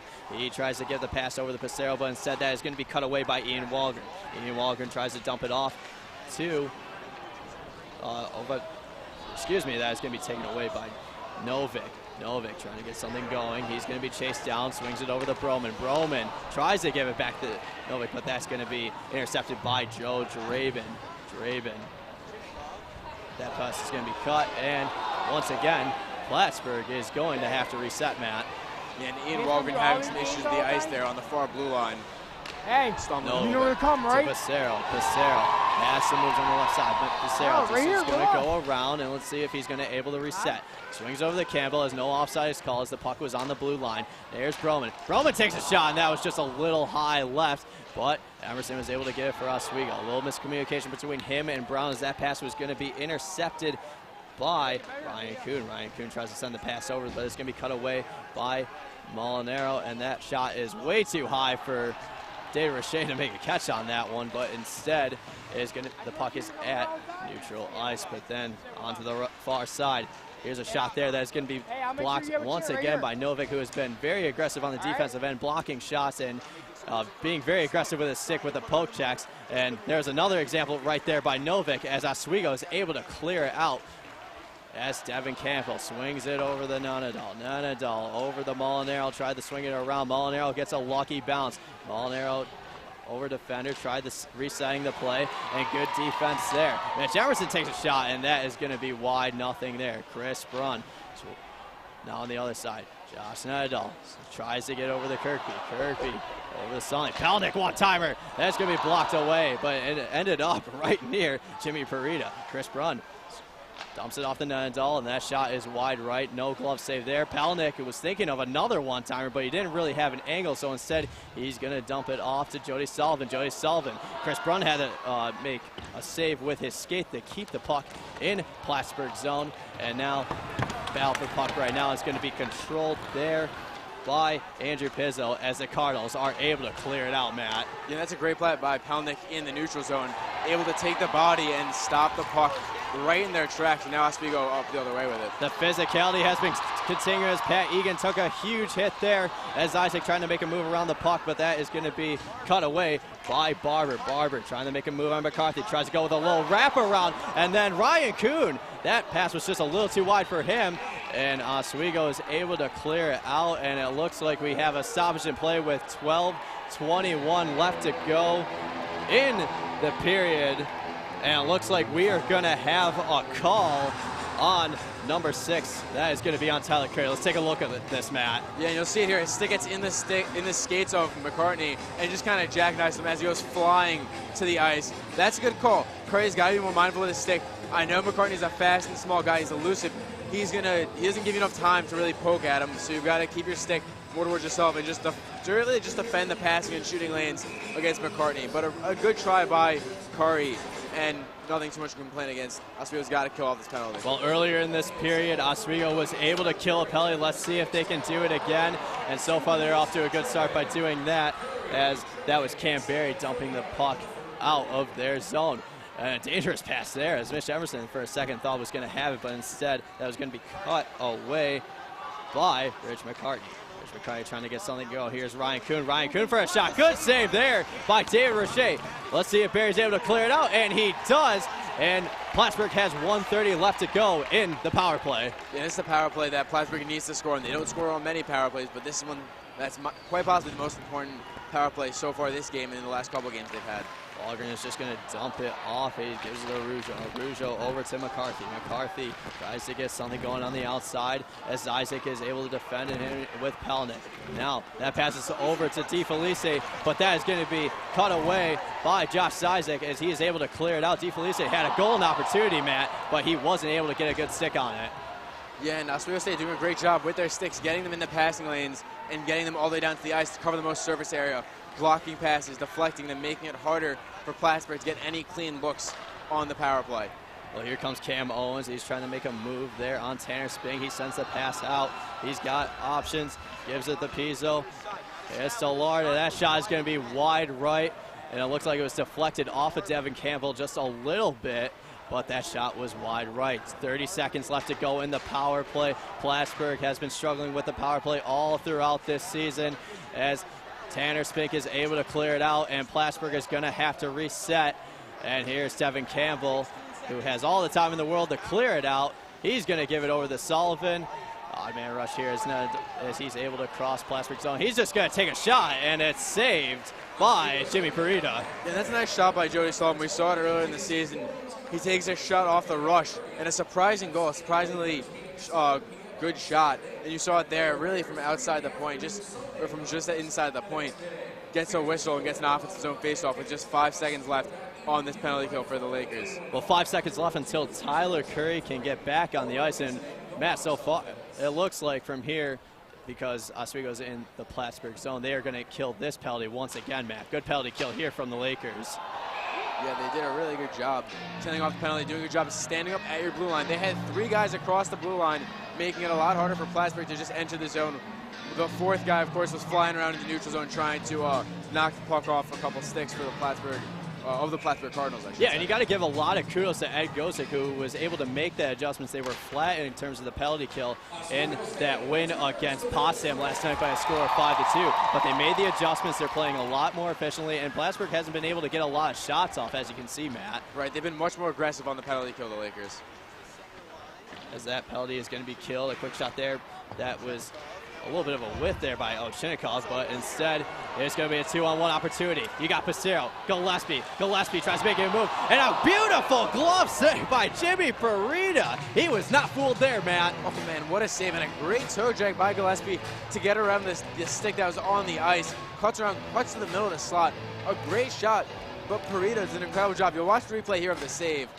Gillespie cuts to the outside and then gets the shot, and Parita, glove save, a little flash to leather for the fans in the back, and does a great job getting out in front of his crease, cutting down the angle. Because if he was any further back in his own net, that's a much tougher save for Parita. I love the move there by Gillespie as he was able to make that on Philip Middleton. He had no chance there, but a great save there by Jimmy Parita. Face-off won by Oswego here as Isaac is able to try setting it up for Carter Allen, but instead that's going to be deflected off a Plattsburgh defender, and Plattsburgh is able to kill it with 9:40 left to go here in the third period. Tanner Spink drops it off. Here is LeBlanc.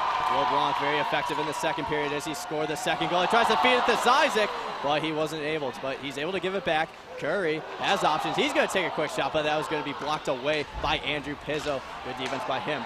But here's Allen. Allen over the Curry. Curry is going to swing it over the left side. He tried to get it over the LeBlanc, but he fell off. And instead, Plattsburgh is going to be given the advantage as they're able to clear it. Here's Landon Lawson. Lawson swings it over to number 21 for Plattsburgh, and that was Charles Barber. Instead, that was going to be cut away by Oswego, and they were able to clear it out. Here comes Isaac. Isaac trying to make a move over Middleton, but didn't really have much left as he just dumps it off in Plattsburgh zone. Earlier on in that play, in the offensive zone for the Lakers, Tanner Spink was laboring off the ice. He got hit and looked like he might have jammed his arm up in there. Absolutely, as Walgren, he tries to send the pass over the Rich McCarthy. McCarthy over the Kuhn, and that puck is going to be going out of play, and play has stopped with 8:34 left to go in the period. Yeah, and just a really solid play for the Lakers so far. You see the things that they're doing in the offensive zone. They're doing all the right things. They're dumping the puck just behind the net when they have nothing there. They're cycling, they're killing time, and when the defense makes a pinch and creeps up into the offensive zone closer to the dots, their other defense partner goes to the center point and slides back a little bit to really just affect the defense positioning. They're not trying to do too much with it with a 2-goal lead. Well, the faceoff is going to be at center ice as Mitch Emerson is going to lose that faceoff to Cam Owens as Plattsburgh has it. You got Jacob Envell. He's going to try to give it over to Owens, but it's going to be deflected off his stick. Couldn't really get much of it. Was cut away by Curry. But here's a quick shot here that's saved by Jimmy Parita. Good look there from Derek Brown, though. Yeah, and Parita's been keeping his team in this game in the third period. I mean, Plattsburgh really hasn't spent much time in the Oswego State end. And when they do, it's not prolonged offense. And that's what you need, especially against a team like Oswego State that does such a good job defending the rush. Plattsburgh's got to get in a cycle, get in a groove, try to pull defensemen out of position, pull forwards out of position, and try to get an open look and try to bang home a dirty goal closer to the crease, because that's what Richer usually gives up, over the last couple of games, especially at home. Kuhn, he's just going to dump it off to the Oswego zone. Novik clears it out. He has Camberry, has Nanadal on the outside, tries to get it over there, but that was good defense there. That was cut away by Matt Arujo, the freshman from Brookhaven, New York. But here comes Plattsburgh the other way, who don't know where the puck is for Plattsburgh, but it's going to be cleared away by Nanadal. Good awareness by him. Nanadal making a move as he swings it over to Sullivan. Sullivan has some time. He's going to take a shot. He had no angle on as that was high left. As Plattsburgh able to trying to clear it out. Egan's going to send the pass over, but it was going to be intercepted by Nanadal, and Plattsburgh is going to have to reset once again, Matt. Yeah, Oswego State going for the line change here and just fired into the zone. Really smart hockey with just 7:30 left in the game, up 2 goals. Terrible pass there, oh my goodness, by Charles Barber, and there Oswego State just threatening in the Cardinals zone as DeFelicia tries to get a hit on Pelnick. But it doesn't matter as Oswego is setting up. Here's Chris Brunn. Chris Brunn is going to take a shot. Good pass save there by Jimmy Parita, and Broman tries to swing it on the outside. Cut away by Egan. Plattsburgh able to clear it out. Here's going to be Stallard on the near side, but instead Brunn is able to play the puck, and Pelnick takes a huge hit. Pelnick still down, but fortunately for him, he is able to give up. The official has his hand up, and play has stopped with 6:50, and Plattsburgh is going to be in the penalty box here. Yeah, it looks like an awkward collision as Pelnick was sliding down, fell down, and the Plattsburgh body just slams his head and really just sandwiches it between the body and the boards. And Pelnick gets up a little slowly, but he came off the ice quite smoothly under his own power. As we see the replay here, cutting back, he makes the turn, gets tripped up, and his head goes right into the boards. You see that was, I cannot quite make out the number of the Plattsburgh player, but he gets tripped up, pushed into the boards, and then the elbow or the forearm drives his head. That's number 23 of Potsdam, Christian DeFelice. And a unfortunate hockey play, definitely a penalty, but nothing malicious. For a second there, the officials were talking about to see if it was going to be a 5-minute major. I don't think that was a major there, Matt. Good call there by the official. No, I don't think so either. I think he kind of tripped him up, and the momentum of the skates on the ice drew them both forwards into the boards, and it was an unfortunate collision, but fortunately for Charlie Pelnick's sake, he's back on the bench under his own power, and he's standing with the rest of the team. Novik running the point, gives it over to Isaac, tries to swing it over to Gillespie, as Burrito was able to hang strong there. Gillespie now working around, circling around, trying to find options. He takes a shot that's going to be blocked away, but Cam Brary trying to look for his first goal of the season, but Plattsburgh is able to clear it out as they got 1:30 left to go in the power play. Here is Gillespie. Gillespie has the pass over to Novik. Novik working around, no offside called, as Novik still has it. Looking for options, had Barry, but instead he's going to skate around, try to look for something on the outside, the reset, but instead that was cut away there by Jacob Enville. Gillespie has the pass over. That's going to be intercepted by Ryan Kuhn. Let's see what Kuhn could do here. Kuhn doesn't have much options. He's going to try to drop it off to Cam Owens, but good defense there by Cam Berry. But now here comes Isaac. 3-on-2 opportunity here. Here's Emerson. Emerson takes a shot, and he goes top left on Jimmy Parita. And the Oswego State Lakers lead by a score of 3-0 here at the Verano Campus Center. And really just what a goal by Oswego State. A snipe, top shelf, as you mentioned, for number 9, Mitch Emerson on the power play. As we await the replay, Mitch Emerson scores on one of the best penalty kills in all of D3. Emerson celebrating with his team. A 3-on-2 on the power play is something that you don't usually see. And Emerson drives middle lane, fires a shot just past Parita. I'm not sure if he saw that because there was 2 Plattsburgh defenders really covering the slot. Neither of them gets a stick on it, neither gets a body on it. And I think those 2 guys were distracting or at least screening Parita by a little bit. Now going back to this penalty kill. This is a penalty kill that coming in tonight was 36 for 40. 90% was Plattsburgh's penalty kill going into it. That's good for 90% and 8th best in Division 3. My goodness, as Plattsburgh has been struggling all throughout the contest offensively and defensively, but here they got a 3-on-2 situation here, and an opportunity there for DeFelice, as that was going to be cut away. But now here is Carter Allen. Carter Allen tries to make a move over McCarthy, but he's able to dump it off. Let's see if Tanner Spink is able to get it. No icing is going to be called there, as it's going to be Derek Brown fighting for the puck right now, but that is going to be pickpocketed by Charles Barber. Charles Barber tries to send the pass over there. Ovchinnikov. Campbell working on him. Now double team as Kirkby is trying to help. There is Sullivan. Sullivan is able to dump it off. Nenadal takes a huge hit right there by Ovchinnikov. What an aggressive hit there. But then Nenadal gets a huge hit there on Araujo, as the intensity has been great all throughout this contest, Matt. Well, coming up is the post-game intermission report. Mike Gross, Kristen Byer, and Pat Machado have your stats and highlights all throughout the 3rd period. That is all coming up on the 3rd period intermission report, brought to you by WTOP 10 Movies on Demand.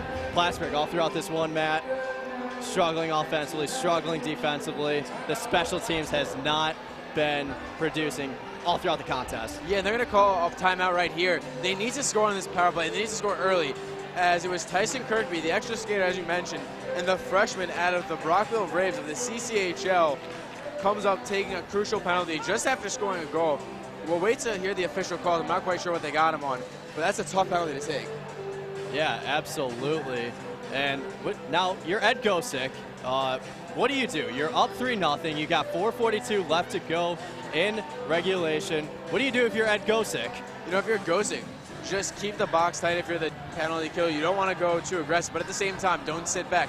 One guy should be the one chasing the puck.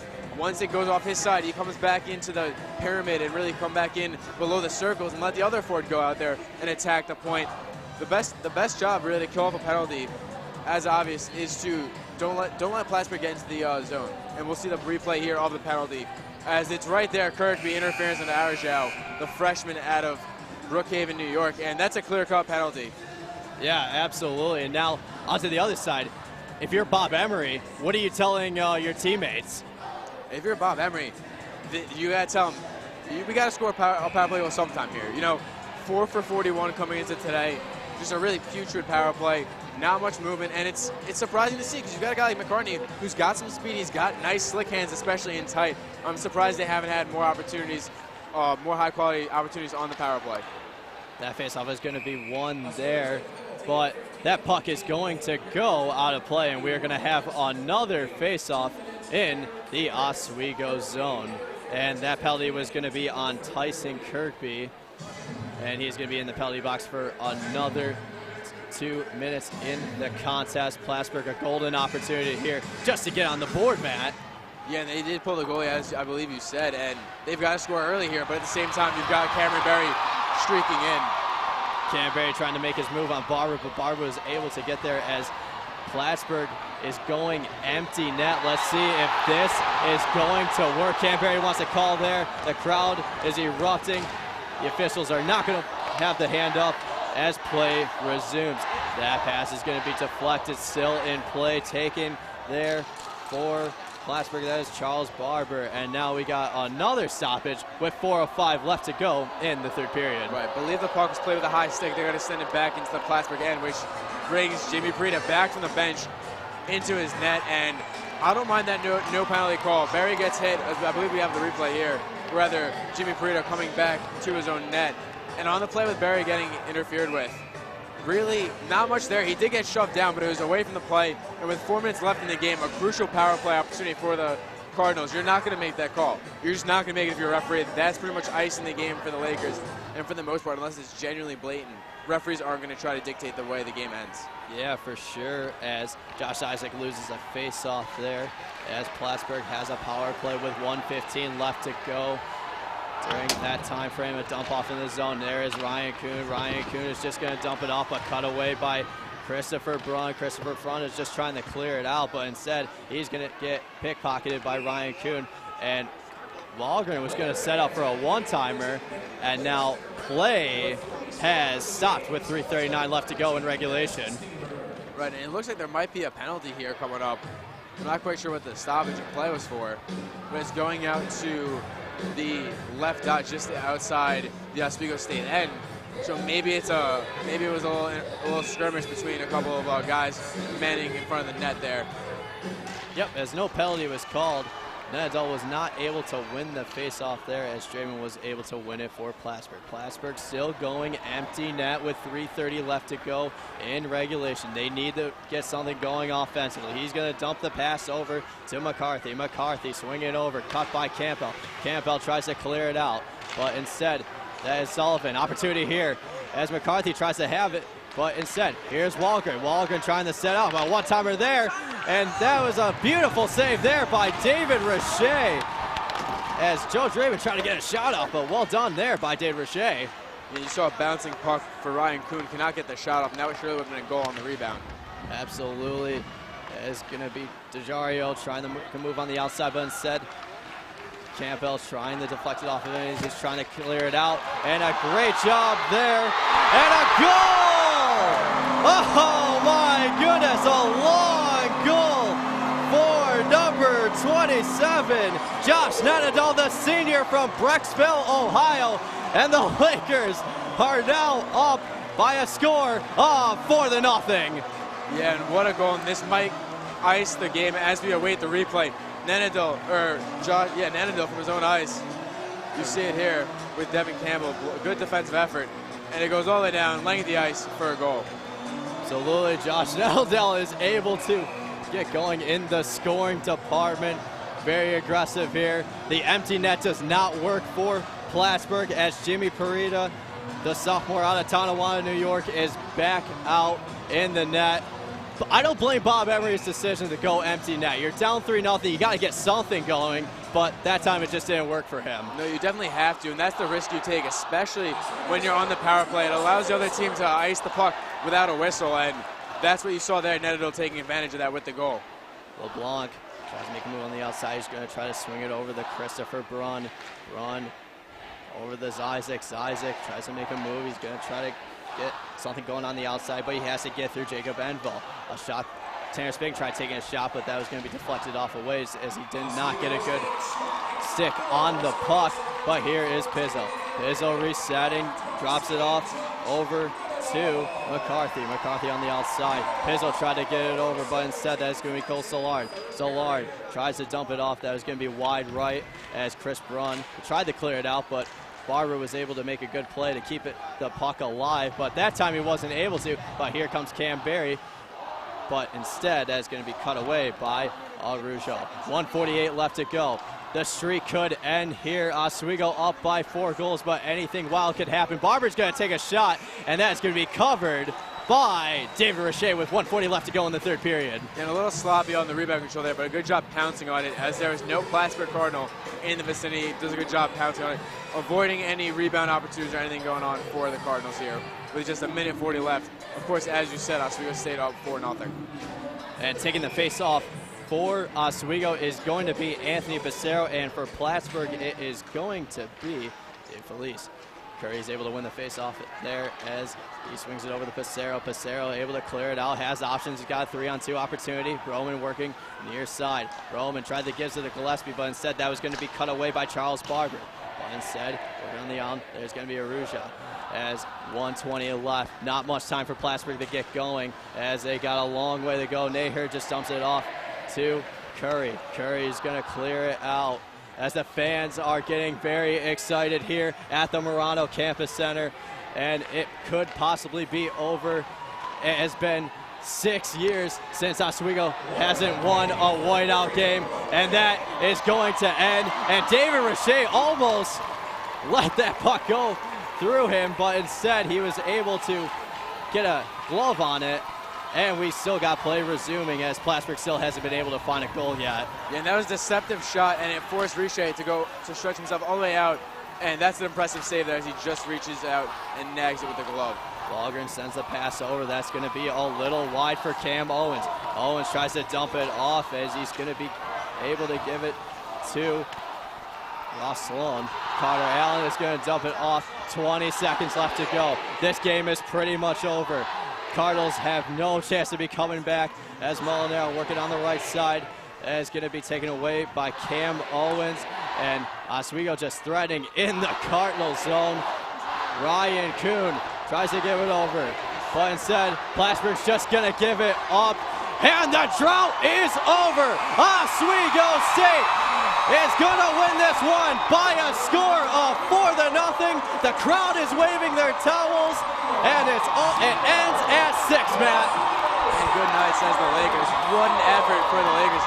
And you see here, Coach Emery and Coach Gosick shaking hands at center ice.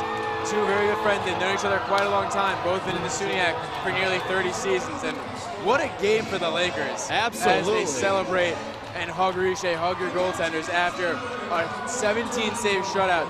The unofficial totals tell us. Absolutely. And then on the other side with Plattsburgh, Jimmy Parita, he struggled. You can look at his stats compared to what we had last season.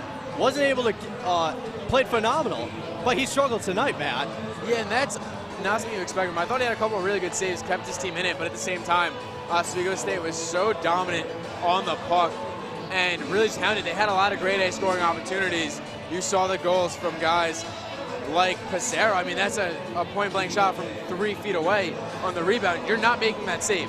9 times out of 10, you're not making that save. and Parita wasn't too lucky on that regard. And even look at some of the other goals. The Emerson goal, just a straight snipe, something Parita wants back, but at that point, the game is nearly over when you're down 2-0 with such little time left in the game. Well, on the other side, David Roche, he played a phenomenal game. He produced a shutout, his first shutout of the season, Matt. Yeah, and this is the game where for Riche, as you see him getting hugged by Travis Broman, he's got to move forward with this one. You get the shutout, moving forward, you're going into winter break, you have a spring semester coming up. This is when Oswego State needs their goaltenders the most. You need Riche to come out of this game and pitch another shutout and get back to the vintage Riche we saw last year, in which he was one of the best goaltenders in the SUNYAC and one of the best goaltenders in Oswego State history. Absolutely, and you got to give kudos to Ed Gosick. The fact that he decided to rest David Roche on Friday in the game against Potsdam, put in Cedric Hansen, and it didn't work last time for Roche to play 2 games. He was good in the win against Brockport, but was not able to get the job done as he looked uncomfortable in the loss to Geneseo. But a great move there by Ed Gosick. Yeah, and as you see the picture getting taken of the Lakers, and Gosick sitting Riche, almost a good job. Lets him kind of keep his mind straight for tonight against Potsdam. You know, last year he got shaken a little bit losing the game. Might have been in the back of his head a little bit.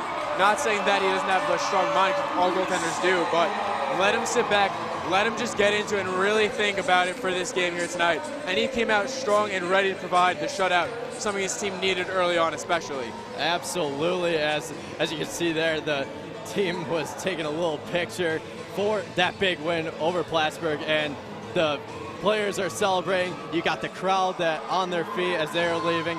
They're walking away with a big win, and what a game from the Oswego State Lakers. Yeah, really just an all-around effort. Such a great job by them sticking with it. You know, the first period didn't look too pretty. Very even throughout the first 20 minutes, but at the same time, just what an effort coming into the second period and really starting to dictate play. Absolutely, but we are going to send it down to James Gazzetta, who is with Mitch Emerson and David Roche. James, now. Thanks, guys, and I am here with Mitch Emerson and our Rivers Edge Taqueria player of the game, David Roche. And guys, awesome game tonight. A lot of firsts, but Mitch, I'm going to go to you first. Your first ever whiteout weekend goal. Describe what that feels like to do it in front of these fans. Oh man, it's pretty special. I mean, all goals are special, but in front of these fans with that crowd, it's pretty unbelievable. And David, I'll go to you next. Your first shutout of the season, and what does it feel like to do it on whiteout weekend and again in front of these amazing fans?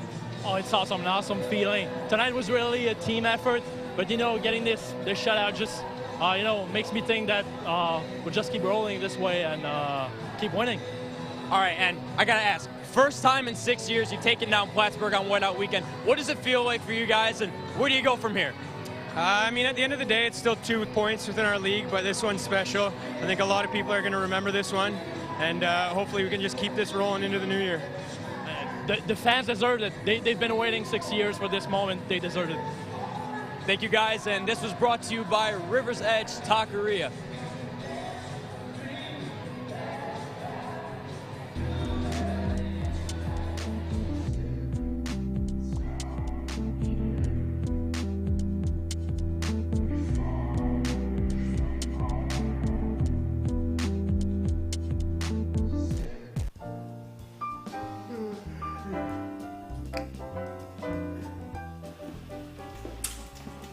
Hey, good morning, James. Morning.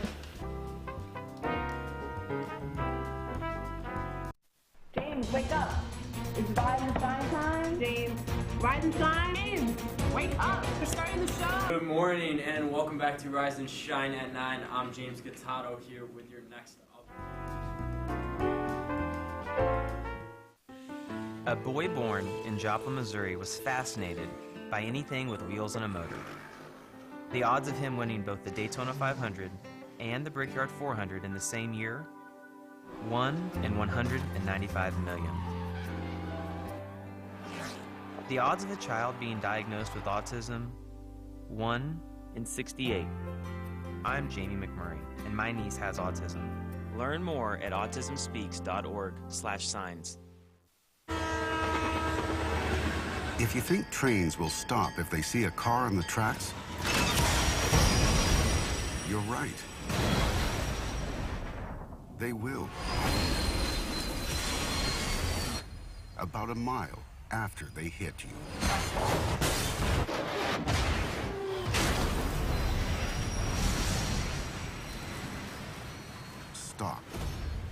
trains can't.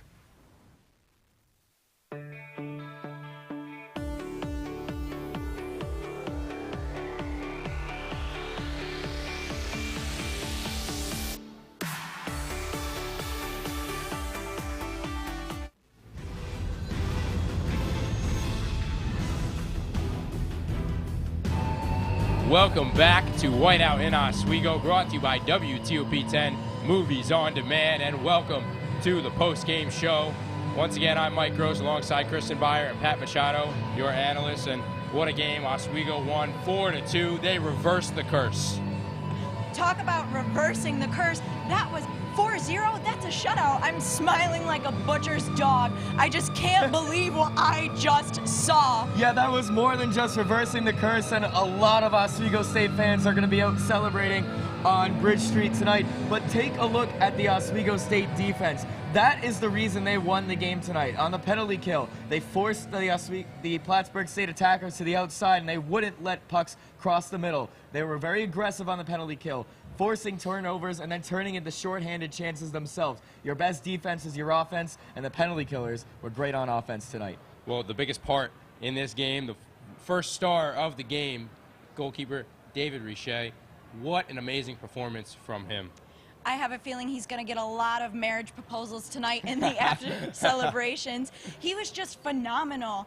He was on it through all 3 periods. The shutout speaks to this. This is his 3rd career shutout, and this is his first shutout of the season. You can see right there, smart. He gloves it. He keeps it. And then he's ready to go at it again. He knew when to give up rebounds. He knew when to glove it. He knew when to absorb it. And he was just so smart. His awareness was above and beyond any other player on that ice tonight. He was on point for all of his routine stops, and that's what you have to ask for a goaltender. And when he did make a mistake, he had the awareness to realize that he did and then get back and make a miraculous play to save the rebound attempt. And that is what you want from a goaltender that can stand on his head even when he makes a mistake. And that is the reason that Oswego won tonight and the reason that it's a shutout. Well, there were 2 goals in the 3rd period. The first goal came on a power play. Mitch Emerson from Zizek and Passero. That was an amazing goal. But the second goal was a shorthanded and an empty netter from almost the opposite side of the ice. 2 amazing goals in the 3rd period to seal the deal for the Lakers. Let's take a look at the full screen stats, the period summary, if we can. And wow, just what a dominant performance from the Lakers. I was going to say it looks a lot less even than it did earlier. Nenadal coming in with that 6-on-4 situation. Richet was facing a lot of heat, 6 attackers at once. When you're short-handed, that is incredible, and the amount of cool and patience you must have for that is amazing. And the one thing that graphic doesn't show is the individual scorers for Oswego. 6 different Lakers hit the score sheet tonight, with Passero and Zizek having multiple points. Passero, Zizek, the Broman, the players that we've constantly been calling, and then you have players like LeBlanc. Gillespie's getting a point. He hasn't been so hot so far this season. Emerson finding the score sheet. We're seeing these Lakers that haven't been scoring so far provide secondary and tertiary scoring, and that's what separates a good team from a great team. Well, it was huge. Josh LeBlanc in the second line today really proved himself. I think everybody in the top 2 lines did, along with Mitch Emerson in the 3rd line, and that just shows how much depth this team actually has in their offense. I think a lot of smart moves were made by the coaching staff on who to acquire. Gillespie, Brown, I mean, even though some people didn't show up on the scoreboard, they were there on the ice. Cam Berry, he said he would tape himself together if he had to. He was using his body the entire game, and it showed. And players forcing turnovers. It's all about the aggressive play of Oswego.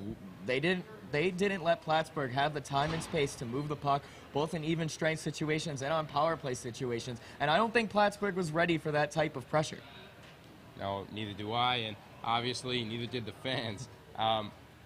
The standings should be up in a moment for the new SUNYAC standings, but this is a massive win for Oswego. Now they're getting close to Plattsburgh and Fredonia. Plattsburgh should feel very uncomfortable. This was a huge win for Oswego. This will help boost them in all of the polls, and I really think that this shows that Oswego, they're not going to mess around this season. They've finally been able to win one at home, and they're not messing around. That's really all I can say. And if you took a look at the records there, Geneseo, 9 games. Oswego, 6 games. Seven games, excuse me. They have 2 games in hand on Geneseo, and right now, the SUNYAC standings are a logjam up at the top, proving why the SUNYAC is quickly becoming one of the strongest conferences in Division III hockey. Well, Oswego has played the top 3 teams in the SUNYAC, and they lost to Geneseo. They beat Plattsburgh, who's sitting at number 2, and they lost to Fredonia, who they're now tied with, both at 10 points apiece. And what does this mean? What does this win mean for Oswego? I think it means Oswego is going to only pick up steam. Like Pat said, they have played less games than other people, and I truly think this will give them a lot of momentum going forward, and I think a lot of people need to be very afraid in the SUNYAC. As far as all the games that were played this season, this is probably Oswego's strongest effort, just because they've had games where they've blown out teams before, but they weren't necessarily the strongest teams. Plattsburgh this year, they're not as strong as they used to be, but if you just took a look at those standings, and they're competing for one of the top spots in the conference. So they need to ride this wave out going into the new year, especially going into the Pathfinder tournament, which last year Oswego didn't do so well at, and continue this momentum and keep getting wins against top teams, which will boost your resume for a Pool C bid in the event that you can't win the conference at the end of the year. Yes, and the SUNYAC, once again, like you said, is a logjam at the top. Oswego starting to move its way up and getting there to the top, trying to be the best team in the SUNYAC. James Catato, our sideline reporter, got an interview with Coach Gozek. You'll see that in just a sec. Lakers win, final score 4-0 over the Cardinals. You're watching Whiteout in Oswego, brought to you by WTOP 10, Movies on Demand.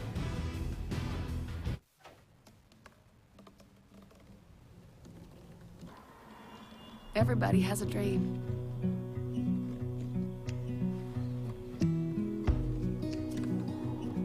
Mine was to see the ocean. And with a little help, I made it.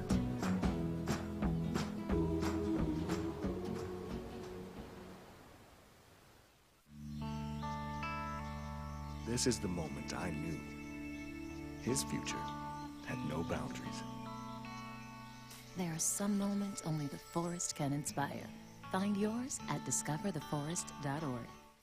Life's taught me a lot, and I'm ready for more. Well, you're not the typical kind of candidate that I hire. But you are exactly what I'm looking for. Your company could be missing out on the candidates it needs most. Learn how to find a great pool of untapped talent at gradsoflife.org. Is How Are You Precious okay? Take out the precious. It's way too cheesy. Okay, yeah. Just go, hey, how are you? Nope. How's your day? Yeah. Don't be cheesy. Yeah, I figured.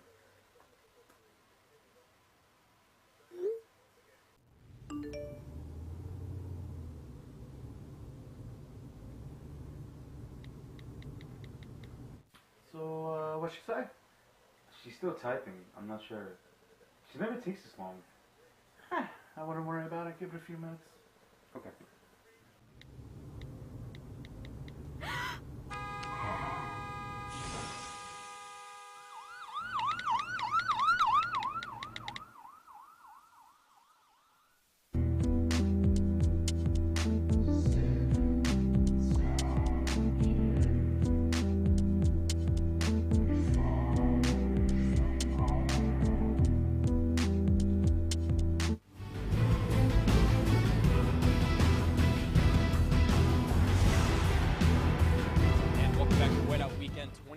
I'm here with Coach Gosick. And Coach, how does it feel after 6 years of not beating Plattsburgh to finally get the win? At home, you mean, right? Yeah. At Whiteout weekend, yeah. Well, I mean, the win feels good, obviously, but just more impressed with the way that we played and we competed for a pretty, consistent 60 minutes. Last night, obviously, we weren't pleased with the first 2 periods, so The third, I think got us going in the right direction. And today, I think a lot of guys brought their A game, not many shifts off. Our compete level was high, the attitudes were good, and we started to finally execute and play the way that we want to. So, I'm happy for the guys. I'm proud of them, and well-deserved little holiday break here for them. And what's next for your guys? Because we got a tough schedule on the horizon here, especially with Salve Regina coming up. So what's next for these guys? Well, take care of the same attitude we have today with, doing things the right way. They need to take care of their studies and their academics here the last week of finals. Get some workouts in. The ice gets covered tomorrow, so after the Santa skate, so there's no ice this week. And I think the break's coming at a good time, gaining some momentum, come back the day after Christmas. So it's really a short turnaround. We've got two games with Williams College, a very good team here, coming in before the Pathfinder. And then, as you said, Salve, we scheduled that. They're a good team, an NCAA tournament team from last year. And, if you want to be the best, you have to play the best, as you've heard many times. And so we're looking forward to the tournament after Williams. Thanks, Coach. Have a great break. And you're watching WTOP 10. We'll be right back after the break. Say, President Stanley, whenever there's bad weather, who would you turn to? I'd turn to Storm Team 10. No, but you've got to say it like this. Storm Team 10. Say it with me. Storm Team 10.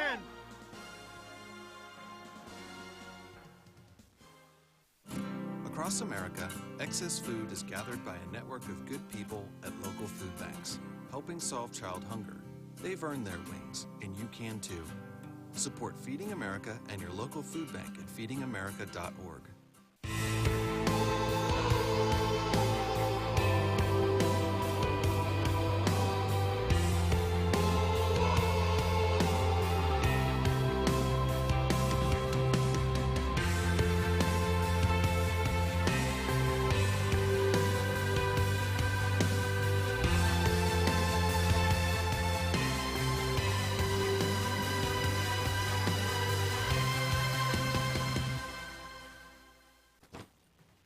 What's going on? I'm leaving. Why?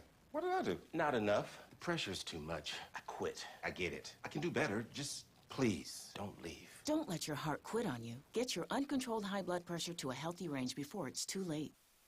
You taught him how to hit a baseball, how to hit a receiver, the strike zone, the net. You taught him how to hit the upper corner. You even taught him how to hit the open man. But how much time have you spent teaching him what not to hit?